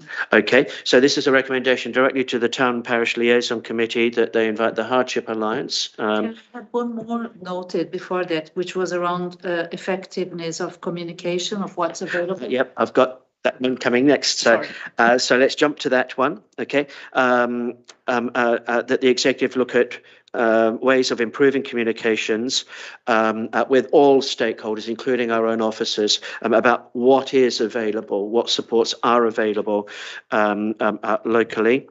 That the executive. Sorry, do you mind? Because I think it come up in a meeting I was at recently, so I'm probably stealing someone's idea again. But they talked about whether the Wokingham Borough magazine could just have, so rather than an overview of everything, just focus on cost of living and what different support's available, rather than that being a page within that. But also that point again, maybe the Town and Parish Liaison staff, but I met with the Archdiocese because they've got a poverty officer covering Oxfordshire, which includes here in their area, and they were talking about how churches have newsletters and they can often deliver them to those. I think the comms piece, I just think it could be wider, you see, of then parish and towns are ideal to hyper local put what is in my area, how I can access support in Woodley, in Early, in Shinfield, in Swallowfield, and I think Connor and stuff are probably working on a bit of that. But again, if you boasted that, yeah, I think that could form the basis of another recommendation. That we recommend that the executive look at how the communications team can disseminate some of the really excellent material that has been going out recently about the cost of living crisis, but to disseminate it to towns and parishes, to religious groups, and all any other means of communication, and that the executive explore possibilities for a charity volunteer scheme for council staff. These are the ones which I had listed. Have I left any out, Luciane? No? Okay, and with your indulgence then, Shelley and I and Luciane will work on the specific wordings, for each of those recommendations. So I would like to sincerely thank, on behalf of the whole committee, and all our officers as well, Emma and Jake, for continuing, to be such good colleagues, of this council. You're exemplars of the principle of partnership. I know we've got a long way to go, in embedding partnership in everything that we do in this council. That's for another discussion, okay? But you are exemplars when it comes to partnership, and we really, really do, appreciate everything that you do, including your time here with us this evening. Thank you.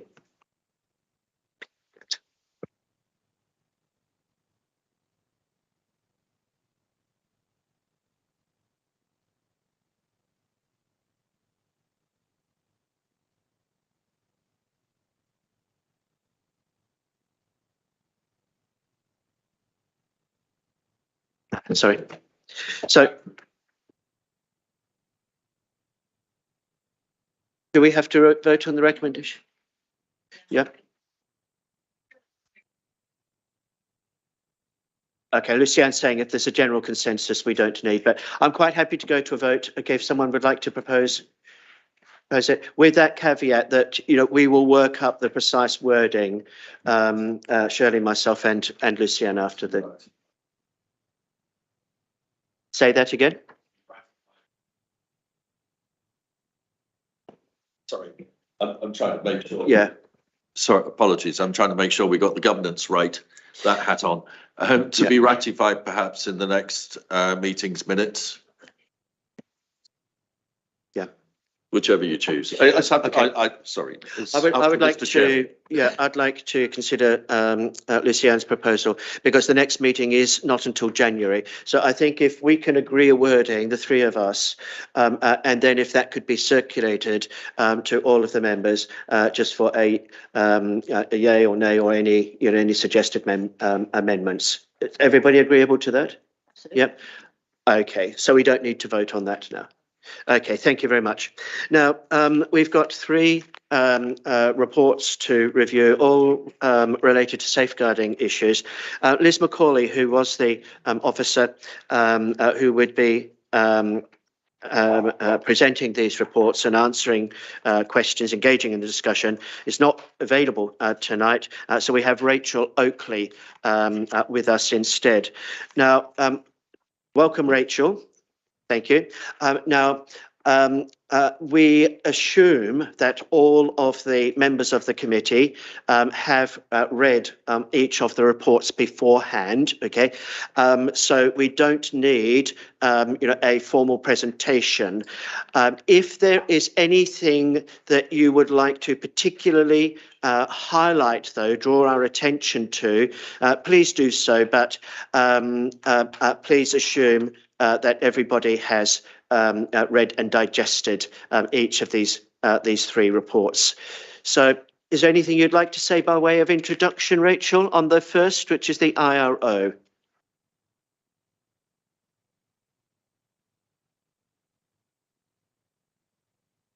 Sorry, there we go. Sorry about that. You caught Thank me you. out. Just to say, IROs have quite a different role than other social workers within children's services, in that they act independently and outside the social work teams. They kind of have a role as a critical friend, and they are there to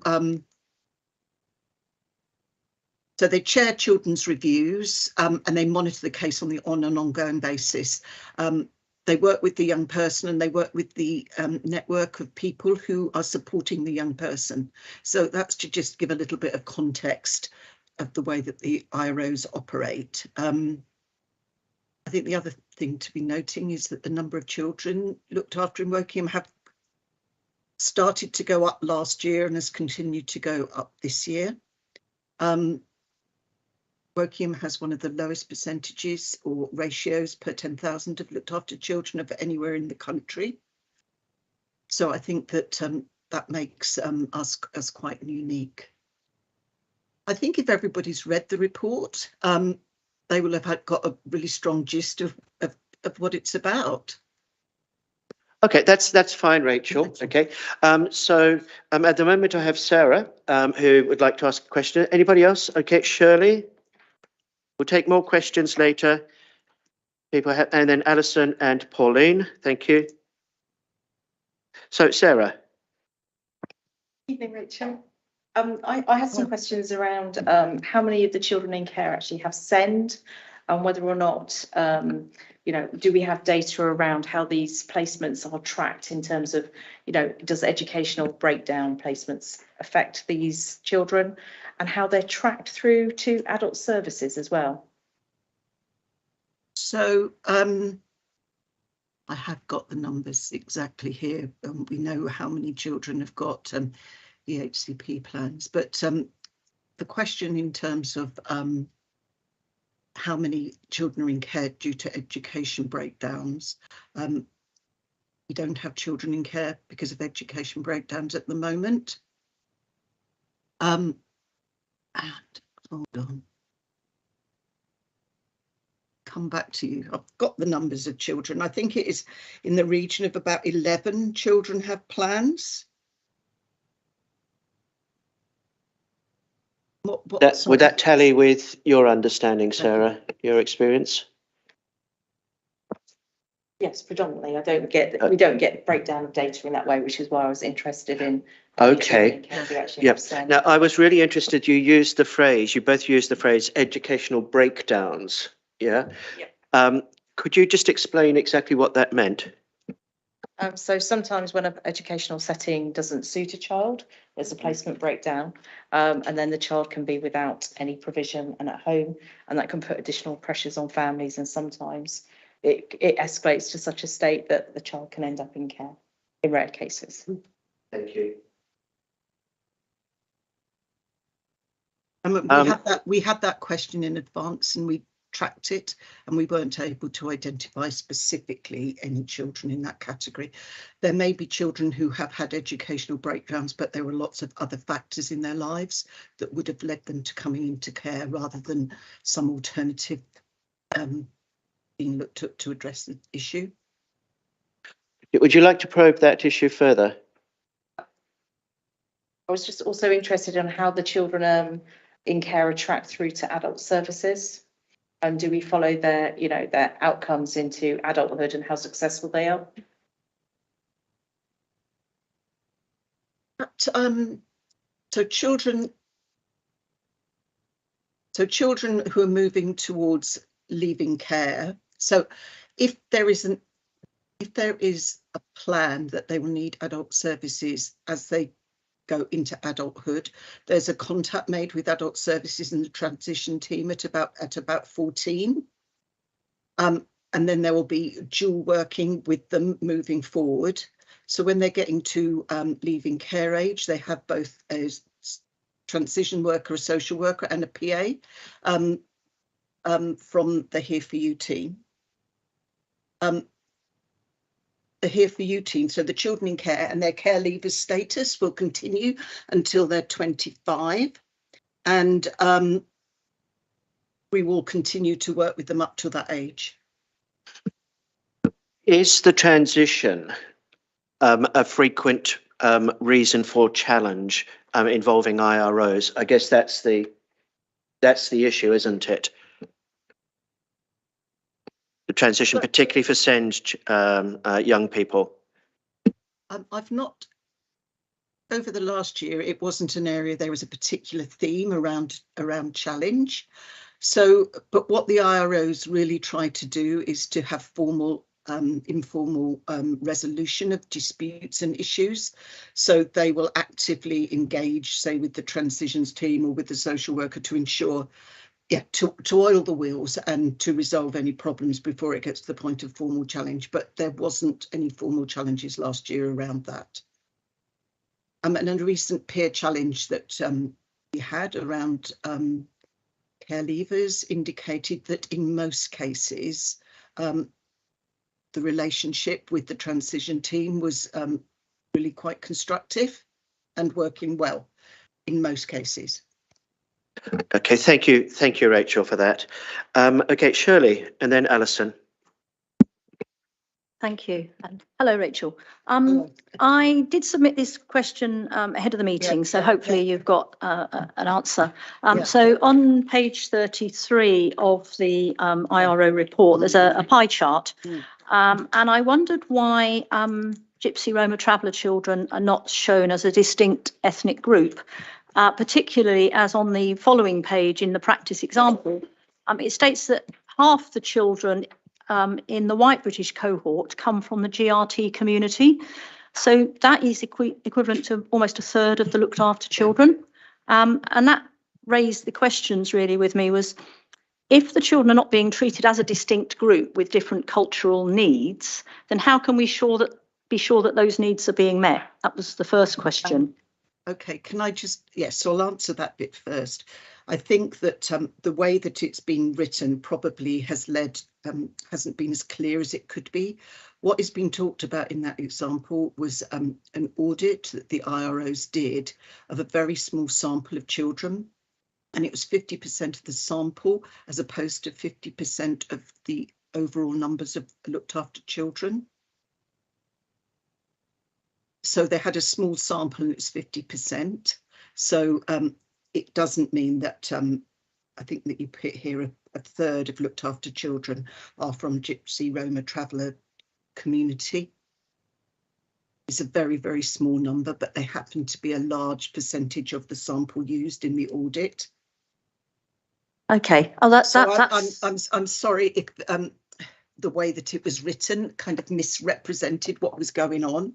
No, that's been clarified now. Okay, Shirley? Yes. Oh, that's Yeah. that's absolutely fine. Now, with respect to the ethnic groupings, is that the way that ethnicity is monitored is defined by the DFE, and all our systems are calibrated to respond to their ethnic codes.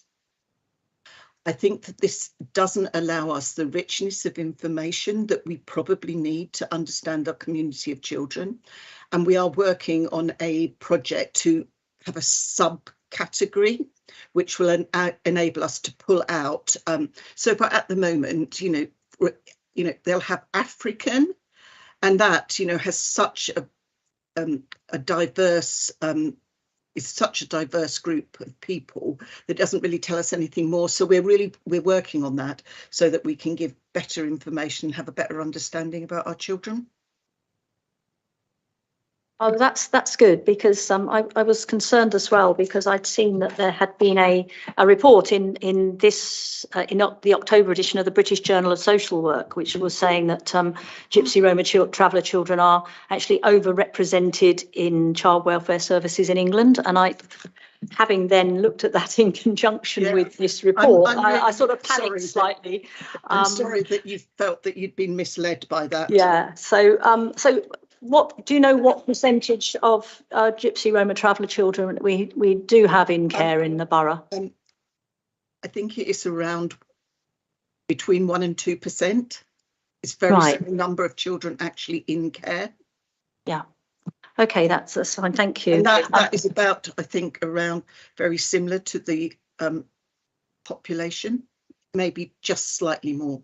Slightly more, I think. Yeah. Yeah, No. yeah. Okay. That's fine. Thank you. And does the Children's Advocate work with any GRT advocacy organisations at all to better understand cultural differences? That was one. Unfortunately, the advocate is on leave this week, so I wasn't able to speak with her.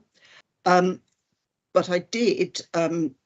I am able to explain to you the training that we've offered to children's services around GRT culture, if that would help. Yeah, I mean, a written answer would be fine in the conversation. So I can, she'll be back next week, and I'll be able to have a conversation with her about that. That would be great. Thank you very much. Yeah. So we'll leave that to a written answer, if that's okay, Rachel and Shirley. Yes, of course, yes. Thank you. Okay, Alison. Thank you. Okay, Pauline. My question relates to page 44, 6.5. The first box, which is right down at the bottom of the page. 6.5. 6.5, page 44, on the box at the bottom of the page. And it's about the fact that the emails were not being opened by carers and young people, as it can be complicated to open the secure emails and they can't be opened on phones. Well, I'm really, really glad that it has been recognised that not everybody is computer literate. I think there's, throughout the whole council, I think there's just too much of an assumption by officers as well as by members that everybody can completely manipulate a computer in all the ways that it needs to be done. So I'm really pleased to see that they're now sending out letters. And it says that they're checking that they've received those, presumably, and previous reports. Yes. So can I ask, are those checks being done? And do you have feedback that this method of sending a letter is being appreciated?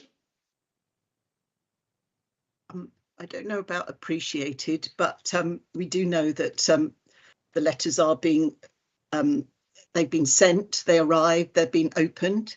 I mean, alongside this, the other thing that we've been doing is ensuring that the reports and the communications are in child-friendly, age-appropriate language.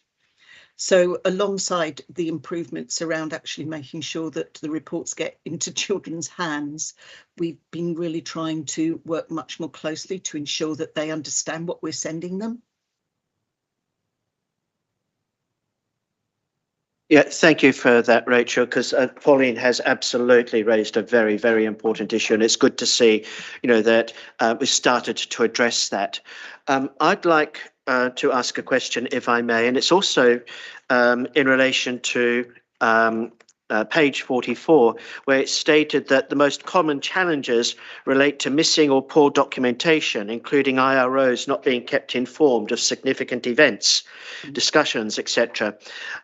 Are there any changes in procedure? So, for instance, possibilities for automatic electronic notifications that might help to reduce that problem and make sure that more of the important events, that are really crucial for the IROs to be communicated, actually reach the IROs. Sorry. That's actually quite a difficult question.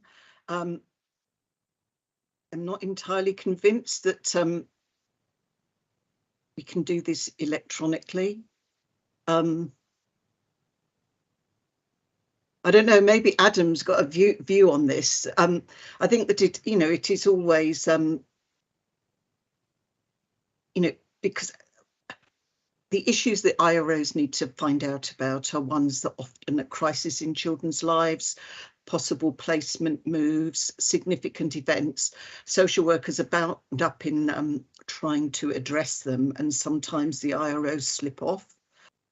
They are, however, really important in giving a very independent view. Also, I think that you'd have noticed in the reports the IROs are a long-standing team, and some of them have known the young people for much longer than the social workers and have got much better overview of their lives. I think it's a continual, not a battle exactly, but it's something that we need to always be aware of, and to ensure that IROs are told about all the significant events and are given the opportunity to make their recommendations. Yeah. I'll just pick up on that phrase. It's something that you're always aware of, and I'm sure you're constantly mulling over sort of ways in which this can be improved. So, if we can just, encourage, that to continue. But Adam? Yeah, I think the point that Rachel makes is that there's always a slight, not tension there, but it is always a challenge, and it's one that we're aware of and always addressing. And I'm often having conversations with IROs myself when I'm doing decisions around permanency planning for children or placements, or aware of stuff in terms of keeping them informed. And I think it's that conversation we've often had at this meeting and also corporate parenting board, that workers are managing and juggling many plates at a time, often in situations, and how you keep everyone informed and updated, and it's a child, their family, their placement, their other people, the school and the IRO, that it's difficult about the time actually doing in action rather than actually catching up on the recording and doing is always a balance. And I think it's easy to be slightly critical with hindsight when we're not doing it, but when you're in it in action, it can be a lot to do. It doesn't justify it. It's just one of those tensions, I think, that is always there. But I think that what really helps is, say, when Adam has to make a decision about something around a crisis in a child's life, or about a big plan, such as, their move to permanency, is that the IRO's opinion is asked at that point. They are considered to be their view is critical to the decision making. And sometimes they have views that are different from the social workers because they come at it from a different perspective. And just to say it, I suppose following up from what Rachel said, if I'm asked to make a decision around a move or an emergency move, I'll often ask the worker if they've consulted the IRO and what their view is, or I will contact them directly to have that conversation. But as Rachel says, there can be many different views. I may have a different view to the worker and the IRO again, so it can be very complicated because we will have very different views around the care plans for our children. Yeah, I think that just one more area that IROs do get involved in is commenting on care plans to court. So once the care plan for the court has been kind of signed off, the IRO is asked to give a view. So you know, and sometimes that does pose different questions or different perspectives. So that is, you know, that is something that is part of their role and probably not brought out in this report. No, I think that discussion, Rachel and Adam, has been really, really useful, and I've certainly found it very reassuring. So thank you, for that. Okay, so are there any more questions at all on the IRO annual report? So Luciane, do we simply note that report? Okay, so do we need to vote on that? Okay, is everybody happy to note the IRO annual report? Thank you very much. And Rachel, I believe you're presenting the next two, be present for the next two reports as well. So the LADO report is going to be presented by the LADO, which is Nicola Vines, and she's here. Oh, okay, jolly good. Hello, Nicola. Thank you for joining us. Pleasure. Okay. So sorry, did you want to introduce myself? No, what I was going to say though is really the same thing I said for Rachel. We assume that everybody has voted. Oh, okay.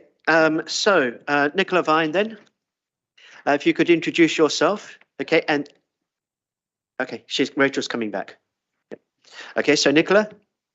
Lovely, thank you. Hello everyone. So my name is Nicola Vines and I'm the LADO for Wokingham Children's Services.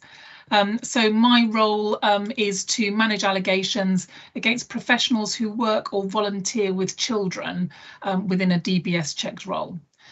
So I've submitted an annual report for last year, and sort of the headlines of that report are that the levels of inquiries and allegations to the LADO service have sort of gone back to the levels that we had pre-pandemic, if not increased on those.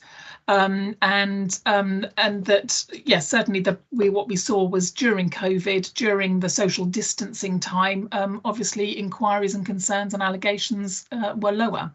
But we are back to normal levels, and certainly some of the cost of living crises that we've been talking about today may also be impacting on what we're seeing now going forward. Thank you, Nicola. And if I may, I hope it's not being presumptuous, but I'd also like to stress that my understanding is that the LADO is very much involved in interagency, multi-agency working as well, isn't it? And that's very important for us to understand. That's a fair statement? Yes, absolutely. So whenever an allegation comes into the LADO service, my role is to work out which professionals and agencies need to be involved in order for us to understand what has happened, in order for us to assess and investigate any type of allegation that's come in. So that will involve working very closely with children's services, with the police, with employers, with HR representatives. So we really will be working across the board with sort of the major employers of children who work, or people who work with children. Thank you. Okay, Sarah. Evening, Nicola. You mentioned in the report that there's going to be some training for residential care homes and foster carers so that they can report things better. And I just wondered if you could give some information about that training and when it's going to take place. Yes, so we have a programme of general training that is available to anybody. We've had already one session that's been delivered. We have a further one at the end of November, and there will be a further session booked next year. In addition to that, I've also now got on the calendar is foster carer training. So that's training specialised just for foster carers. That is going to be held in the first week of December. And we then have a further session to be offered just for foster carers in, I think it's the first week of March. I have been in to visit in person the three sort of main residential children's homes that we have in Wokingham, and offered them individual training where I was offering to go into their setting and provide training to their staff on maybe a training day. Now, unfortunately, two of those settings have since closed since that offer was made, but we still have the offer on the table for the third children's home that we have within Wokingham. And so the other provider of sort of residential care is we have some semi-supported accommodations within Wokingham, and again the offer is on the table for them to either come into my general training, or I will go out and visit with them also. That's great. I have one other question that we talk about children at risk of exploitation. Does that fall under your remit? I'm a bit unsure who tracks that and whose remit that sits under. Whether you would be able to answer that question. So they wouldn't fall under the LADO remit unless the person exploiting them was working with children. So that's the key. My remit is about people who work and volunteer with children. So if there was exploitation occurring, for example, from staff members or particular groups or within sports settings, then that would fall under my remit, but only in as far as the allegation, investigating it and giving the right recommendations in terms of keeping that workforce safe. So the tracking of children's at risk of sexual exploitation is more likely to come under the child protection cohort or remit of our service. Thank you. Pauline. Thank you. My question relates to page 53, the bottom box, bullet point 2. Settings that refer more frequently. Okay. Sorry, page 53.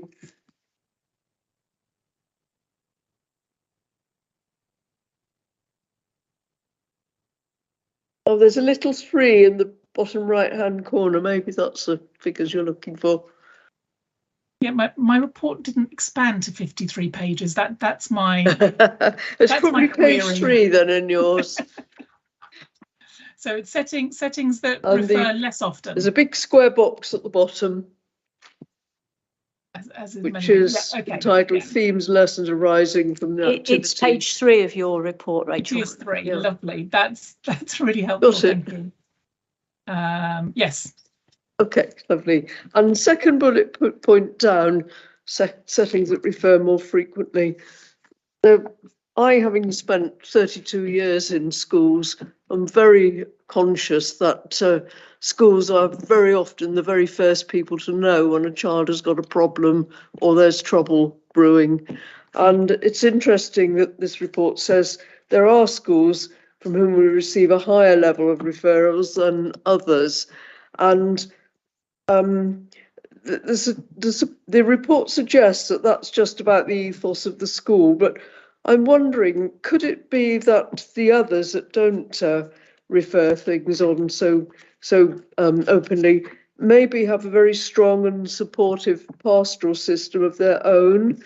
Or are there some things that we as a council ought to do with schools to work more closely with them and perhaps have a specific point of contact, I've just lost maybe somebody on the pastoral team? So I think that there's a number of reasons why we hear from some schools, or the LADO service hears from some schools more than others. I think that sometimes it is about ethos. So I think that there are clearly some schools who, especially if they have a particularly sort of challenging cohort, or they have specific additional needs, they might be really open about making sure that even low-level concerns are referred to the LADO. We have some schools who have a really good relationship with the LADO service and would always like to just seek some advice, just some guidance, and that's always very welcome. We have other schools who are very experienced and have very experienced leadership teams and understand keeping children safe.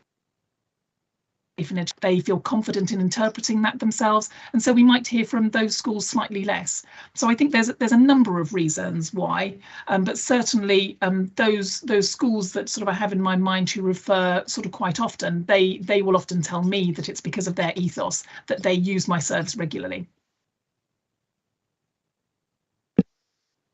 I think the sort of hidden question in what Pauline was asking, is do you have any concerns that there might be schools who should be referring matters, even if it's simply seeking advice? That's right. And there may be some which are dealing with it perfectly well themselves, but there may well be others that are not, and it could be due to their inexperience. And really, my question on the nub of it was, should we be doing more to work with those schools and make them see what we can do to help? And should we be perhaps identifying an individual contact at those Nicola, schools? could you respond to that? And perhaps any of the other officers who might wish to contribute? I think that it would. I mean, we have a large number of schools within the Wokingham borough, and what I'm doing at the moment, and this is sort of a roundabout answer to that question, so apologies, is I am sort of spreading the message and the word about the Lado service sort of far and wide.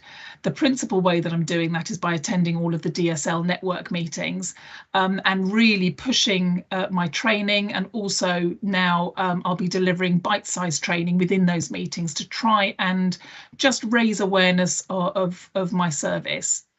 To identify all of the schools who don't refer, it's certainly something that's on my radar. I am in regular contact with Ofsted, who prior to any visit, the same with the schools inspectorate, they will seek information from me about whether or not I've had any involvement at all with the school. So we have that sort of safety net, if you like, of Ofsted also going into the school and having a look and evaluating concerns that have arisen and how much that school has or hasn't contacted the Lado service. So we have that safety net there already in place. I think that the first port of call is for me to continue to raise awareness this year of the Lado service. What your members might be aware of is that over the last 2 years, we've had a number of locum Lados in this role, and that probably has or may have led to sort of a lack of sort of consistent promoting the Lado service and getting the message out there. I'm now a permanent Lado in post, and so that means I can really roll out now a sort of a consistent and regular programme of making schools aware of me and of my service. So I think that that's probably the first port of call before we start sort of, I don't know, not naming and shaming schools who aren't referring, but really just trying to make sure that, I fulfilled my duty in terms of spreading the word, raising awareness, and that's through training, through attending network meetings, and providing that sort of guidance that way first. I think that would be most appropriate.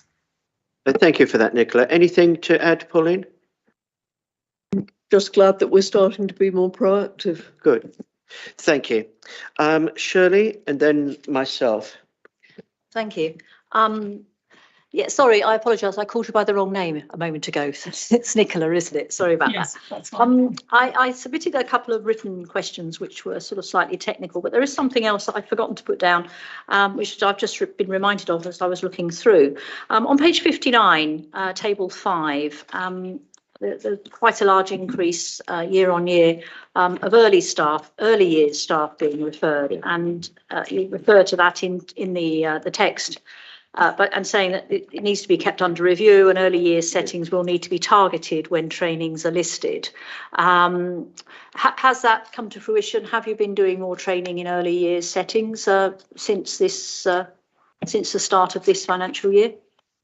So I have attended an early years forum where I provided sort of some bite-sized training for the early years practitioners in there, and encouraged them to come out and to sign up for sort of the slightly longer training sessions that I offer.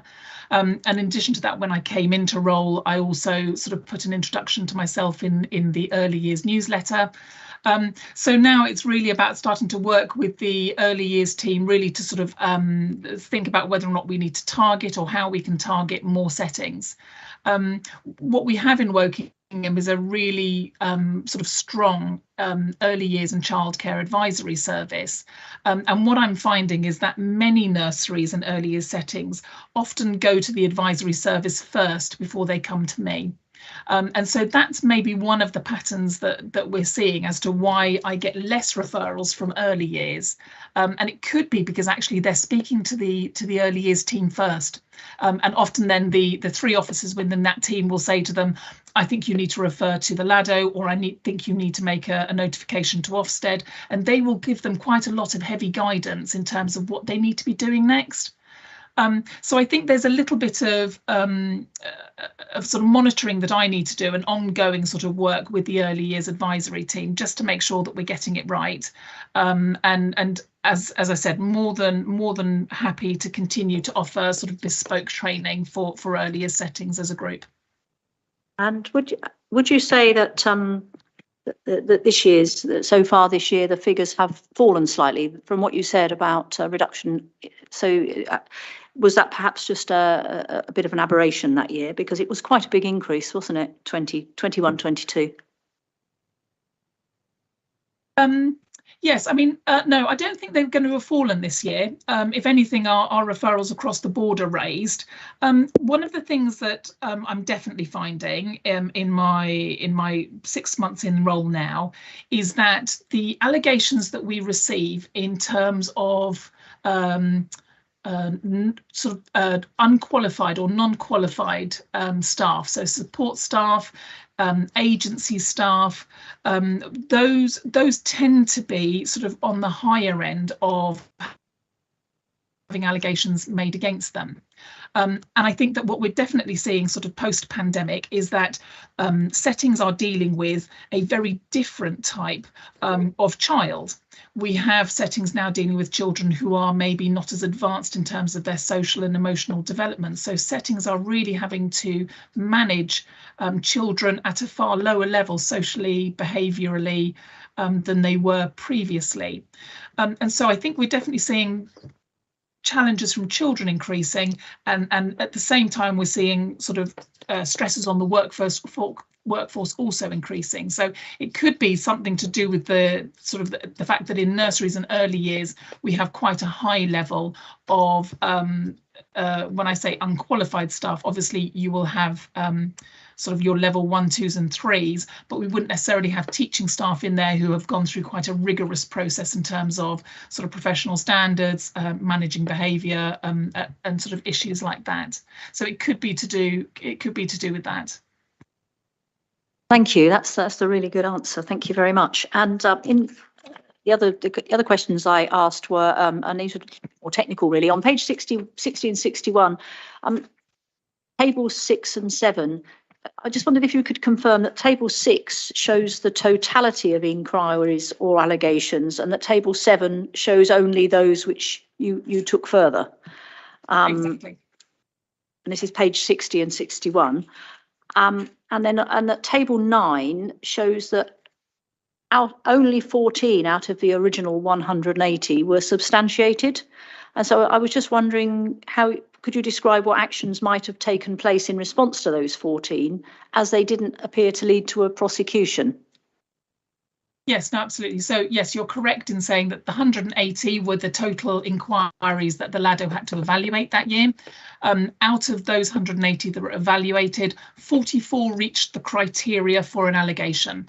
And the criteria for the allegation is obviously set out earlier on in the report. Now, quite a lot of work goes into those 44 to make sure that if an allegation is made, we come to the bottom of it, and we are able to either substantiate or unsubstantiate an allegation. Out of those 14 which were substantiated, 7 of the allegations led to written warnings within disciplinary procedures and or training being required as a requisite to continuing in the role. 5 of those substantiated allegations led to dismissal and a referral to the DBS. 1 out of the substantiated allegations, which was against a childcare provider, was taken on by Ofsted, who then were completing their own investigation as to whether or not that childcare provider could remain registered. And the final of the 14 led to an ongoing sort of risk assessment by the employer and children's services combined. Thank you very much. That's most informative. Thank you. Yeah, thank you, Shirley, for those really important questions, and Nicola for answering them. My question was also going to be on early years, but I think that that's now been adequately answered. I don't see any other hands raised, so thank you very much, Nicola, for your time this evening, and also for all the work that you do in your role as LADO. It's very much appreciated. Thank you. Thank you. Okay, so moving on now to item 35, the Child Protection Annual Report. I think this is Rachel again, is that correct, Rachel? Yes. Thank you. Right. Yeah. Right.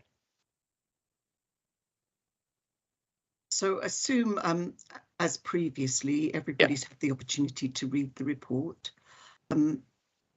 I think that there isn't a lot to say, except that what may be of interest is that while the numbers of children on child protection plans in the year under consideration, which was 21-22, increased very significantly, in this year the number has gone down quite a lot. However, I think that what has maintained and what is the same is the level of complexity in the cases that we are seeing has continued to be very high.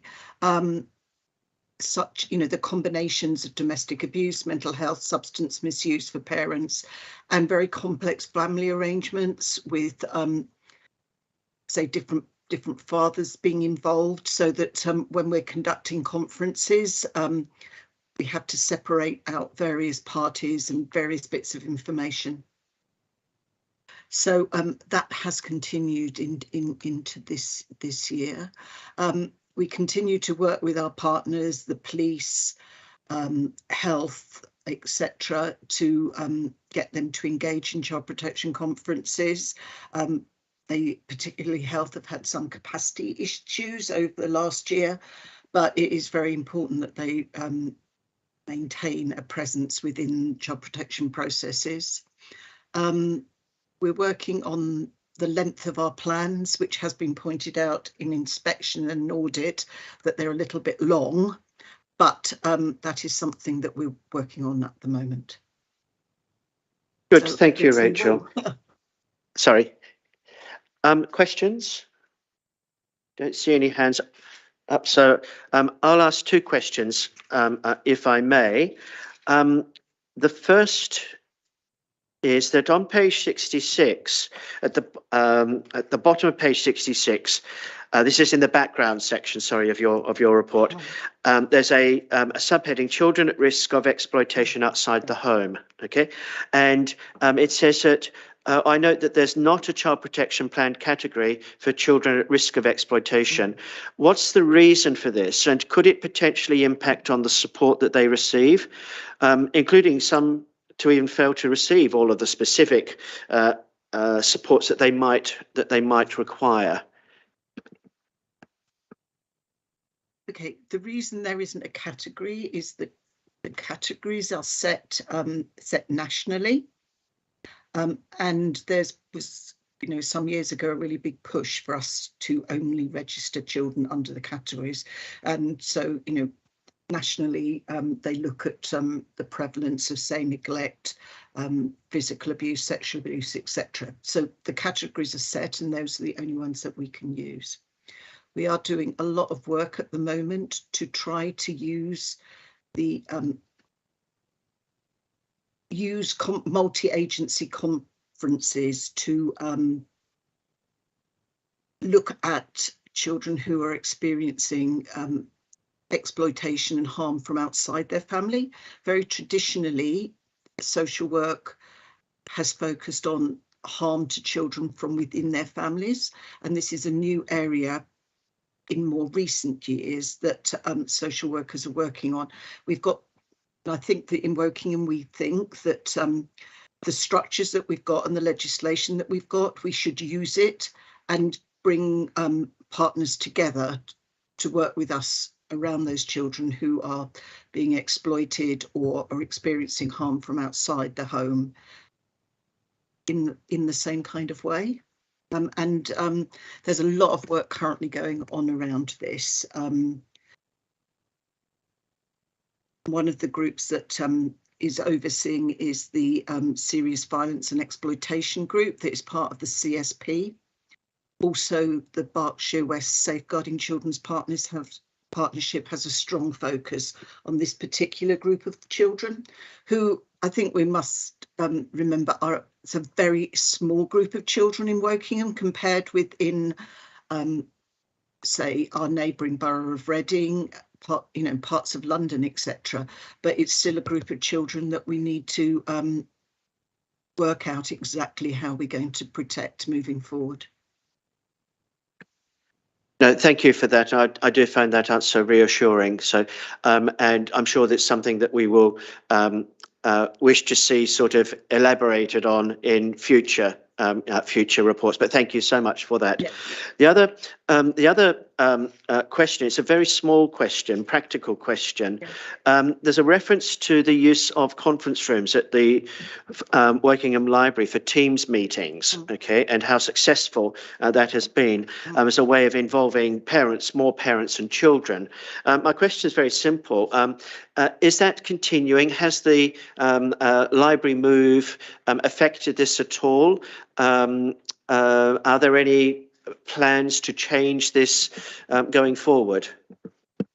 Well, as we speak, as you know, all services have moved out of the library, and one of the rooms, which is just along the corridor behind you, has been changed into a conference room, which we're going to be using from a couple of weeks' time. So if you go along the corridor towards the Chief Executive's office, look on the right, and that is our new conference room. So we'll be moving everything into Shoot End. I think that hybrid meetings and Teams meetings has provided us with a lot of opportunities to work in different ways, and to engage professionals who perhaps couldn't attend meetings. And for some families, it's been a way that they've been able to bring in their family members, etc. So it has been it's been a great opportunity, and it's made us look at different ways of being able to do things. That's good, thank you. Are there any other members who would like to ask questions of Rachel? Morag, you look as though you're on the cusp of a question. I would have had one, but I think you've covered the point. Thank you. Very good. Well, thank you very much, Rachel. Thank you. I think, is that the last of your reports for tonight? Well, it really does depend on my colleague Adam as to whether he's going to do the performance report or not. Oh, okay. Okay. Well, I'd like to thank you for participating in these agenda items, and you negotiate with Adam. So thank you very much. Thank you all very much. No, and thank you for your work. We really do appreciate it. Okay, so moving on now. Agenda item 36, the executive member report and questions and answers. And I do apologise, Prue, for keeping you so long, but it's been fine. It's been a very interesting meeting, I think, this evening. Thank you. So I haven't told anybody in advance what I was going to say, and that's because I didn't know. And that's because things are moving very quickly in children's services. So I'll give you like a 2-line update as to where we are with things. Things are still difficult.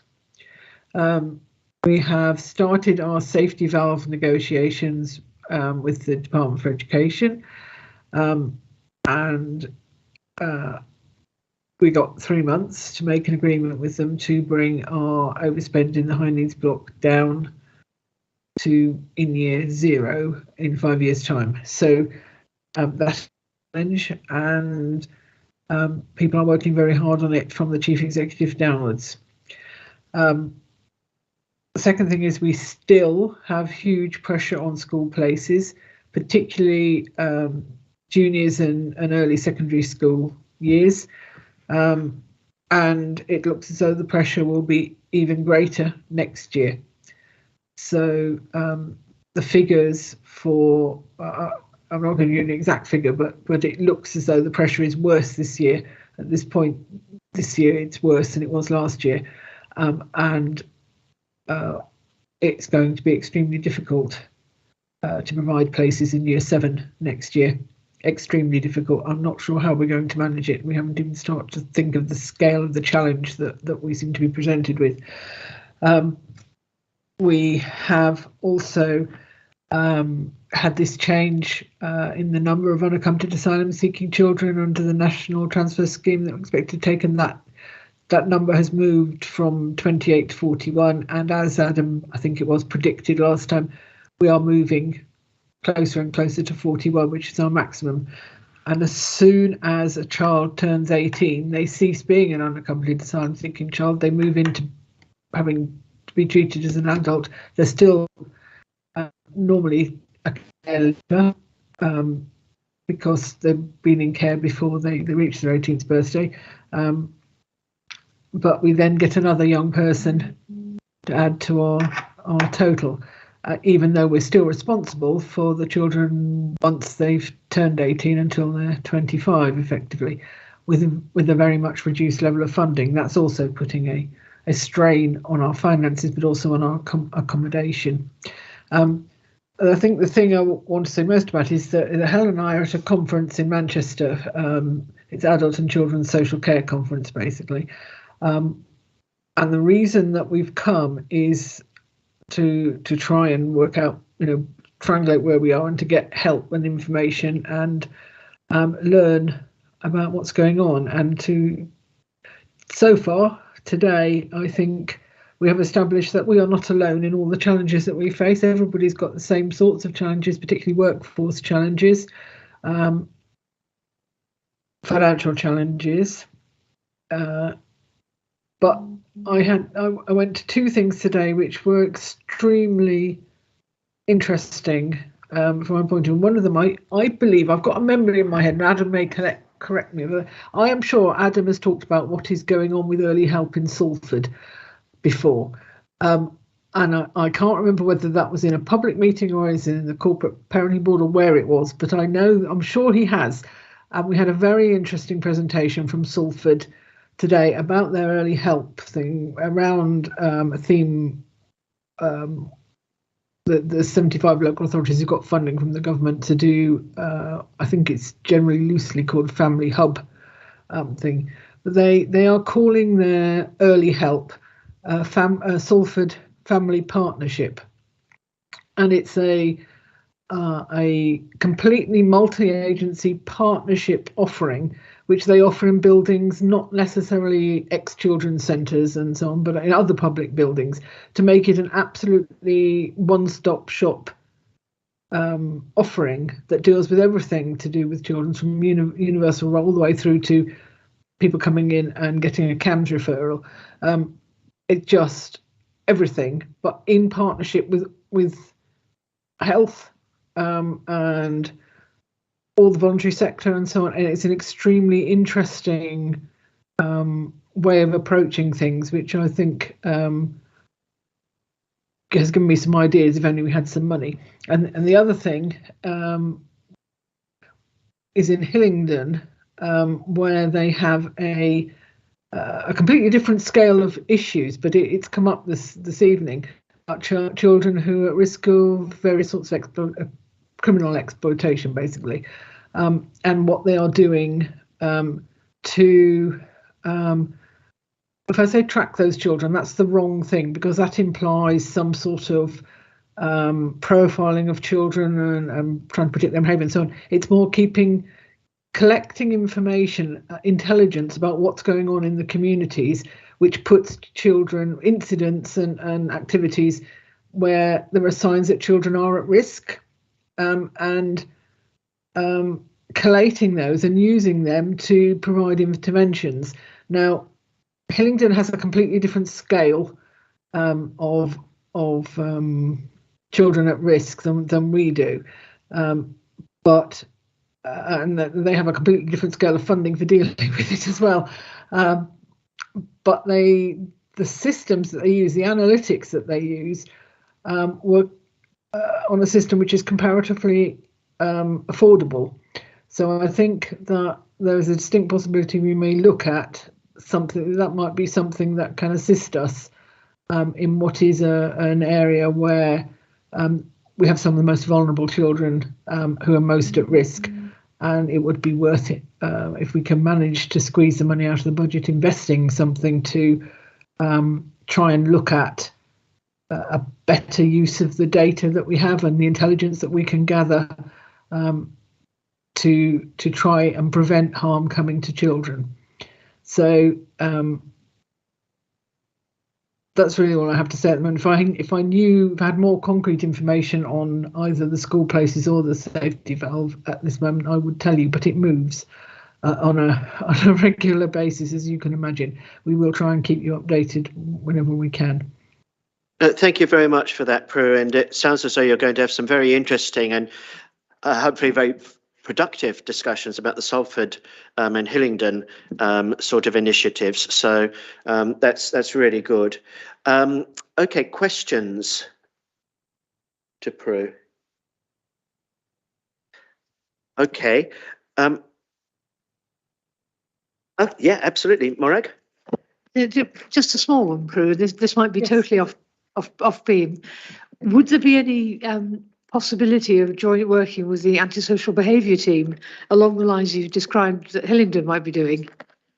Yes, they've done it in a slightly different way, and some of their funding has been levered in from the Community Safety Partnership. They've also got some money from Public Health. And when they casually said, "Oh yes, Public Health found us 150,000," I thought, "Aha, that's not in quite the same situation as us." But yes, Morag, they didn't talk about an antisocial behaviour team the same way we have. But it's the kind of thing where if you join everybody up, you get a much better result. So it's about taking information from everybody who's got information and feeding it to all the people who need to have it, but not in a way that tries to predict what children are going to do or profiles children anyway, but just is simply about where the hotspots might be and which schools you might need to talk to, where there might be evidence of particular sorts of activity going on, like county lines and things like that. So certainly, yes, I think it would be quite productive to link up with them. So it's given me ideas. And I hope that doesn't make officers too nervous, but I won't be coming to look for loads of money because we haven't got any. Thanks, Maura. Do you want to pursue that further? No? Okay. Sarah. Hi, good evening. I was just wondering whether the Salford talked about their local offer and how they incorporated that with their early help offer. No, they did talk about how they tie it up with SEND. If you just hang on 1 minute, I'll just get my notebook out. They had a slide. I've taken photos of their very complicated slides about all the things they offer in there, but they did talk about their SEND provision, and also about they've invented something called the team around the school to try and support schools where they have vulnerable children. So something that I felt had a connection to what we are looking at the moment, which is putting vulnerable learners all together in a block and looking at how we can support schools and vulnerable learners of all types. It was that kind of feeling. So I think there may be something to explore there. Yep. But yes, you could go into their hubs and say, I think my child's got a need, and they could go in, but they didn't actually specifically talk about their local offer. Thank you. Thanks, Sarah. Graham? Yeah, hi, Prue. Absolutely applaud what you're doing there and looking at other people's practices. And I like the idea of the analytics, because that could be applied in all sorts of circumstances by changing the parameters within the analytics. So I think as a way forward, using the data and getting the data homogenized so that it can be properly analyzed is important and good. And you would have my every support in that. Because in some areas of children's services, we do have the partnerships in place, and perhaps, this is an opportunity to leverage those, because if we come up with something new, the phrase herding cats comes to mind. So So I'd be interested to see how this progresses. I really Yes, would. Indeed. And I think what was interesting was that all the people that spoke, in fact, a lot of the questions, everybody is having is acknowledging that their partners are having the same sort of issues as us with funding, with finding qualified staff, and delivering the services. It is, you know, COVID has knocked a lot of people out. That people are still getting sick, and taking people out of the workforce, sometimes for quite long periods. But they can't recruit specialists, and they have no funding, and they are trying to join up. So what I was encouraged by, and I think I am encouraged by locally, is that even if we haven't reached the point of delivering everything perfectly in Woking, the will is there from our partners to work with us. And that was what I felt around the country. People want to succeed. They're finding a lot of obstacles putting their way through past rules, data sharing options, and trust and whatever, lack of workforce. But it does feel like the sector is coming together to try and work in partnership with all the different groups that are in there, including people like probation, even in Hillingdon. Yeah, one more supplementary on that. Either today or tomorrow, what central governmental support is being put up or sounded? Well, at the conference, I am not sure because I haven't even read tomorrow's thing. Okay, well, it'll come some point in the future. Yes, it will. Yes, certainly this morning. No, was it this morning? No, there is a thing on tomorrow. I think it is about the green paper and what the prospects of that are, and talk about the funding with that. So that's a session I shall certainly be going to. Thanks, Graham. I've got two questions, if I may. The first is in relation to the increasing demand for the continuing increase in demand for school places. Now, I appreciate nobody's going to be in. It's unlikely anybody's in a position to be able to sort of quote figures and so forth at this point in time. But my question is more general than that.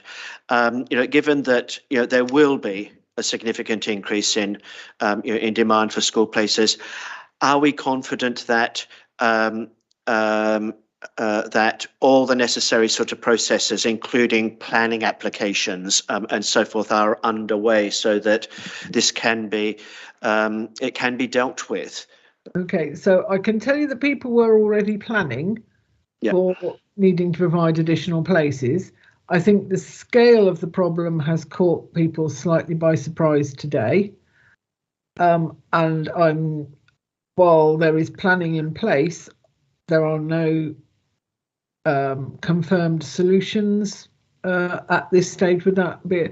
That doesn't mean to say there won't be, but I cannot hand on heart say yes. We know that by September there will be no issues at all. So I can't say that to you because it wouldn't be true. And I think people are working hard on it, but it is a challenge, and it's an even bigger challenge this year than it. Yeah. So thanks for that, Pro. And Sal?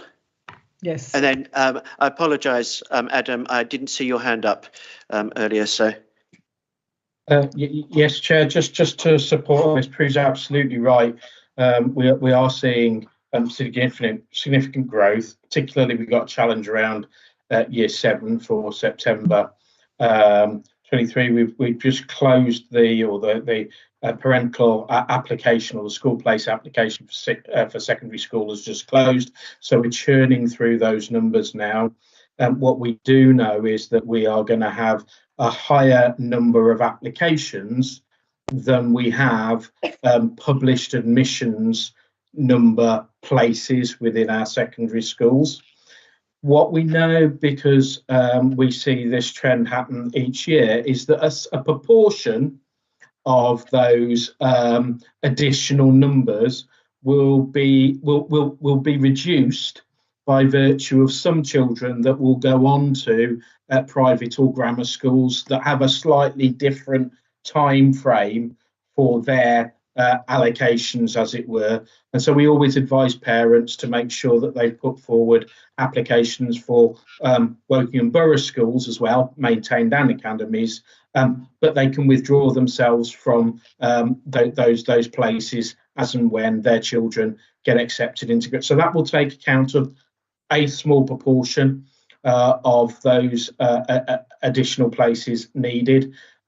What we do is we do work with all of our schools and talk to them about what additional places they can provide over and above their published allocation numbers in order to support the placement of children on their school rolls. And we will be continuing to have those discussions with schools as we go forward. In fact, we have the Borough Education Partnership on Monday next week, and the one agenda item is place planning and sufficiency. So we're engaging in that dialogue with our schools and senior leaders actively as we speak at the moment. One of the challenges for us is just that balance between the number of additional places we require and the point at which that might need or might lead to the need for new school provision. Because opening a new school is a really, really delicate balance, because you don't want to destabilise the existing school estate by virtue of spreading numbers thinly over more schools, because it impacts on school budgets. So it's a really, really delicate balance and judgments to make about when you might need new schools versus continuing to ask schools about what additional space they may be able to create for us. And we have that continuing dialogue with our schools in the Wokingham system. No, thank you for that, Sal. Andrew. Sorry, Karen. Just to follow on with that, because we also have the kind of the opposite problem, which is if we think we're estimating how many children might drop out of that number to go to grammar or independent schools or so on because their parents move away. It's a delicate balance, because you have to make a decision with the schools about if you need additional places to create them. What happens if you've made that decision to create them because you need the time to build the provision or provide the temporary classrooms or whatever else it is you're going to do, and then actually you don't have enough children to fill all those places? The schools are then in difficulty because they have recruited staff to teach those children and there are no children for them to teach. So it's a very delicate balance between going over the top and not going far enough, as you can imagine. Yes, it sounds very, very complicated, but it's great to hear that this is one of the agenda items on the Borough Education Partnership meeting. I think you said, Sal, next meeting is next week. Adam, I have to apologise. I believe your hand was up earlier and I ignored it. I'm sorry. It's okay, Andrew. It was just coming back on the point that Prue was raising, I think, when she was talking about Hillingdon, and it correlates very much with the violence reduction unit in terms of the data sharing that's going on and the software that's being developed. So there's data lakes being created and agreements between various different partners, including the police and us, in terms of sharing that data. And then that data is used to layer over each other and create information that's quite sophisticated in terms of trends or areas of challenge or particular focus around different issues. So we are engaged in that, and I co-chair the Violence Reduction Board and Exploitation Board with the police here in Wokingham.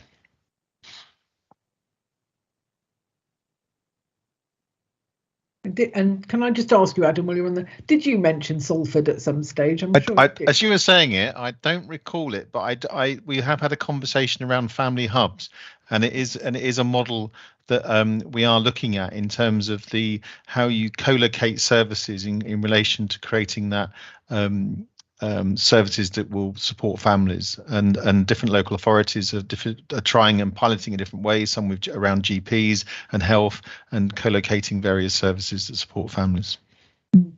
Thank you. That sounds as though that could be a very, very interesting, productive discussion. So, yeah, Graham. Yeah, thank you, Sal, for sharing the perennial problem that there's been, where there's been more applications than capacity, and one of the reasons why the whole council supported the additional funding for St Crispin's, Embrook and Pigott. So we know that the problem is going on further. So thank you for explaining that in more detail, because I'm sure those of us that work closely with it do understand. But I want to put you on the spot, Sal, and I don't want to sound like Leslie Crowther.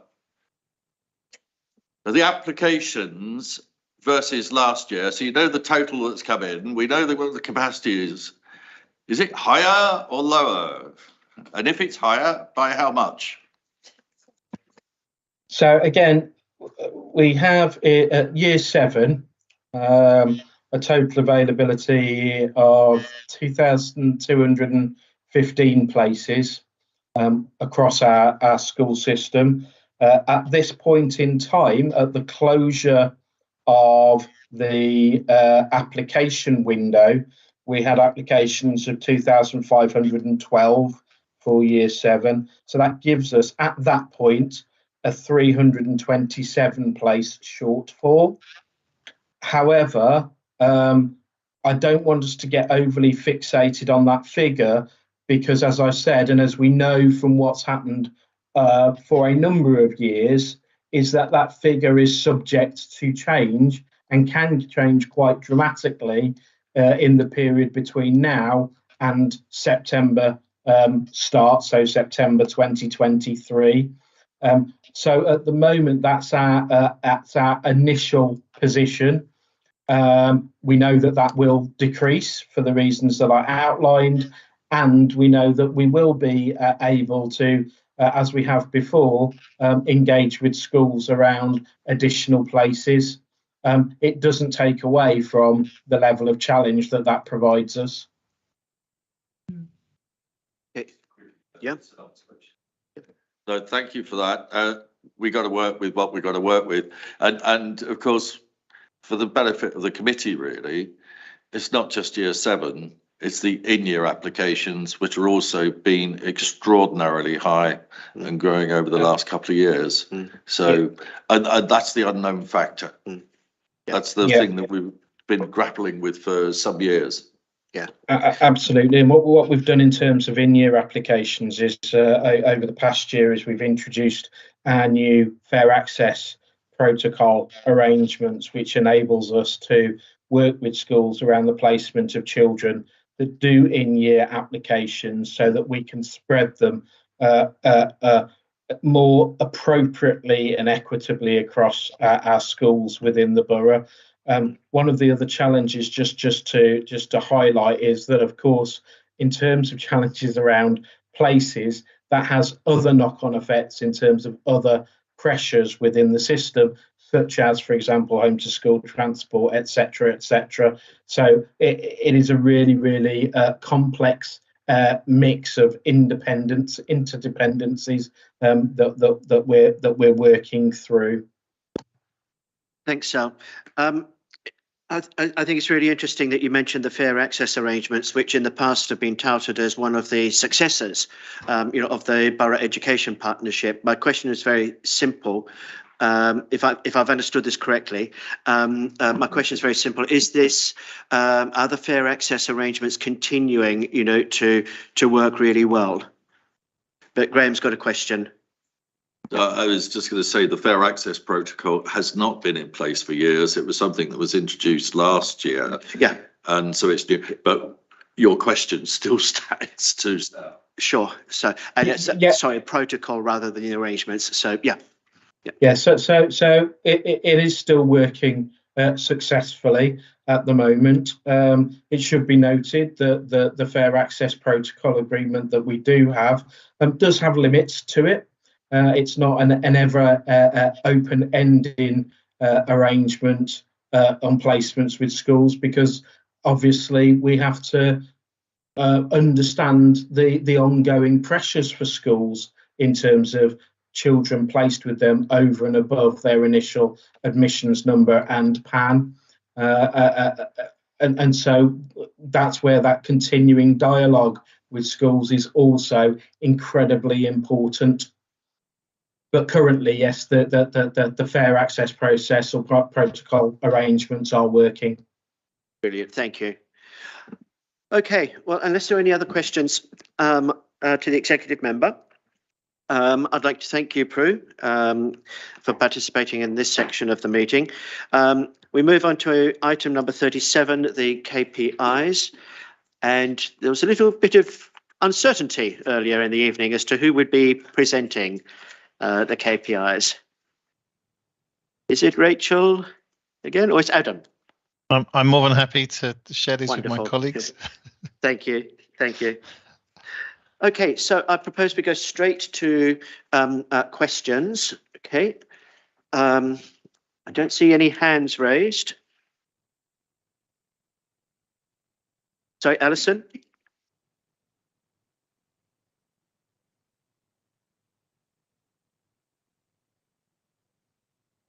On in dashboard item 7, which is entitled Children Missing from Home and Care, at the top of page 101, there's a paragraph that says there were 13 permanent exclusions in Woking schools.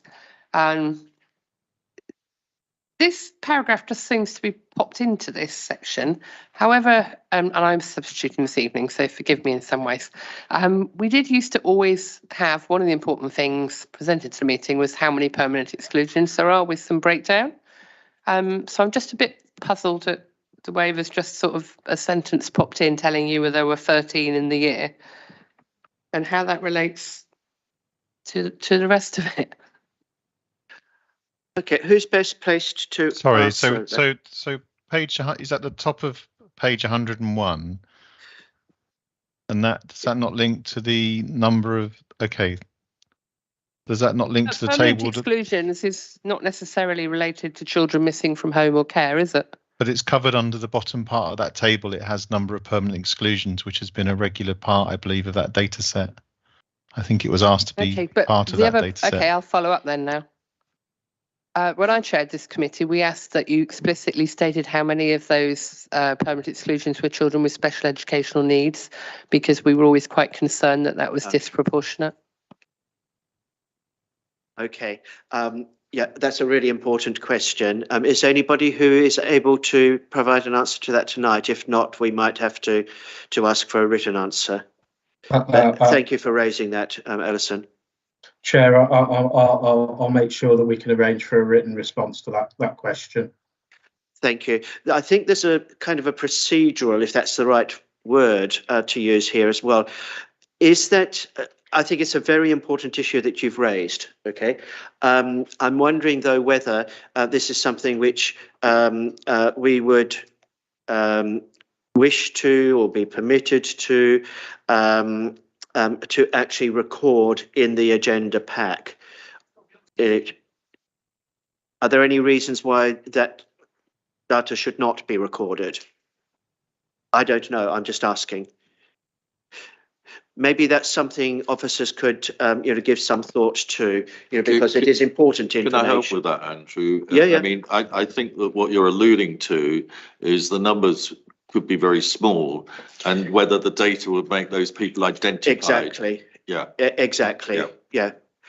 And I see Helen is nodding her head. I think you've hit the nail on the head, Graham. But if we could ask officers, please, to just mull that over and get back to us. So are you happy with that, Alison? Perhaps when you talk about the forward programme, I'll raise this again. Say that again? When we're discussing the forward programme, I may raise this again. Okay, perfect. Thank you. Okay, normally when we go through the KPIs, we go through sort of page by page, dashboard by dashboard, but I'm very conscious of the time, at the moment. So that's why I indulged the question, jumping straight to just dashboard 7. Does anybody else have any questions about the KPIs? I do have one question. It's in one sense, it's a very sort of unfair question, but it's one which I would like to just sort of put on the table. In dashboard 1, EHCPs, one of the reasons for the delays is stated to be capacity problems with partners, for instance, educational psychologists. Now, I'm sure that there are very, very well understood, reasons, why this is happening, and this is in no sense, a criticism of anybody or any of the partners at all. But my question is there anything that our team at WBC could do to try to assist with these capacity issues? And in particular, are there any novel ways, that might be tried? We were talking earlier tonight, about experience in Hillingdon and was it Salford? Salford, and so forth. So learning from others, I'm just throwing this out, as an area perhaps, for future thought. But I would appreciate if anybody does have any sort of initial comments. Again, Chair, if I can respond to this one. There are capacity issues both within some of our health provider agencies that undertake assessment activity that contributes to the education, health and care plans, and similarly within our own education psychology service. Challenge within education psychology, and I know it inside out because it is one of our services, is more to do with the nature of the cap that's placed nationally on the numbers of people that can train and gain the qualification to become education psychologists, and therefore the release into the kind of the national employment market each year for education psychologists is on a limited number nationally. We do in Wokingham do our best to work with our local universities, and so we do have many trainee psychologists that work with our services and some look to continue with us beyond completion. But actually, when we go out to the recruitment, it's really, really difficult to recruit educational psychologists, which creates the capacity issue that we have within our teams. In terms of innovative solution, we are and we continue to explore different ways of delivering against our statutory responsibilities in relation to those assessments. We are thinking and we're looking at what can we do more around assessments that could be appropriately undertaken virtually. So actually buying in assessments that don't have to take place physically in Wokingham, therefore can be commissioned to education psychologists external of our organisation to complete that activity on our behalf. But we have to be really, really assured that those assessments are appropriate for the child and the family or the child that's being assessed, and that it has the confidence of the family and other partners that such a virtual assessment is appropriate to inform an EHCP. So again, it's not a simple solution, but it is the type of innovative approach that we are looking to explore. We have a continued dialogue with our health colleagues as well about how they are best managing or seeking to manage their capacity issues in respect of their part of the assessment process also. Thank you, Sal. That's really helpful answer, and really great to hear, that you are already, you and your team are already sort of working on these issues. I noticed something came up on the screen saying that we have 5 minutes. Okay, can I just ask for clarification? Do we have to finish by 10:30? And then you could pass a resolution to carry on until 11 if necessary. Okay. It's the same rule that applies to any other. That's fine, even though we have a 7 o'clock starting time. Yeah. Thank you. Okay. Okay, any other questions at all on the KPIs? Graham? It's a real quickie, and I think it's alluding to the question that you were raising, and that perhaps Helen and the team could furnish you with an appraisal of the peer reviews that I've been involved with Essex and Sussex. I think we had representatives coming up for. I did them with Carol, and I think I've done one with Helen too. So this sort of work has gone on. So the committee needs to be appraised of that at some point. Okay, and you're suggesting that this be shared with all members of the committee? So perhaps a brief note on what has been done. Yeah. And then it could be discussed at some future occasion about how best practice is shared. Okay, okay. We might wish to come back to that in the forward programme in just a moment. Yeah. Okay. Right. Any other questions on KPIs? No? Well, thank you very much indeed. Okay.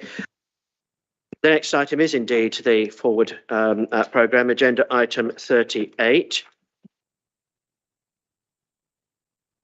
Now, one of the lessons that we've learned from tonight, is that whilst we have so many matters, that are important for us as a committee to discuss, we do need to be mindful of our capacity, and not having an unrealistically, lengthy agenda, so that we are able to do all of the items, at full justice. Now, with that sort of observation, our next meeting's on the 4th of January. I'm proposing that we invite the Youth Council to come and visit us as soon as they feel comfortable and able to do that. Now, if that is in January, then I think that we would all welcome that opportunity. If they choose a later date, then of course we have to respect that. Sarah? There is also a Send Youth Forum, so I think it would be nice to also extend an invitation to them as well. Yes, thank you. I'm sure that we would all welcome that. Yeah. Can we, Luciane, can I ask for advice on this? And can I also ask you, Sarah, how much advance notice would the Send Youth Forum require? And then I'll say why I'm asking that. Mona through me to deals with the Send Youth Forum. That's not something our forum actually does, so I can give you her details and you could ask her. They might do videos or something. They might not want to come in person. Okay. So she might do something a bit more creative that we could do. Okay. So what I would propose, because I think this is an excellent idea, sorry, Helen? Yeah. Yes, thank you. And thank you, Sarah, for raising the point about videos also. So we've been in conversation in light of the Youth Council not being able to make the meeting this evening. And one of the options is that they actually pre-record something that we could use in any event if for any reason they're not able to attend on the 4th of January. Yeah, and we've certainly had some very effective video presentations from Children in Care Council, for instance. So, that's definitely something to pursue. Beth? Yes, thank you, Chairman. If we are to invite guests to our meeting, we need to be sure that we can give them the time that they deserve for putting the effort in and actually having the courage either to record or to physically come to the meeting. And so we need to make sure that our agenda adequately gives proper, I can't think what the word is, but proper attention to what they are saying to us. Respect. And also gives us time to discuss with them, if appropriate, what they're saying. Yeah, fully agree, and I'm sure everybody would endorse what you've just said. And I hope that we did in fact do that this evening, with our guests from the Hardship Alliance. I thought that was really, really important, to give them as much time, as they wished. Yeah. Yep. Okay. So what I would like to propose with regards to the Youth Council and Send Youth Council, Send Youth Forum. Send Youth Forum, is that we try to negotiate to see whether one or the other might be available in January and one in March, or it may go beyond that. Okay. But tentatively, does that sound like a plan, Lucienne? Yep. Thank you. Yeah. And you'll be able to negotiate, to liaise with Lucienne about the contact for the Send Youth Forum. Thank you. So we have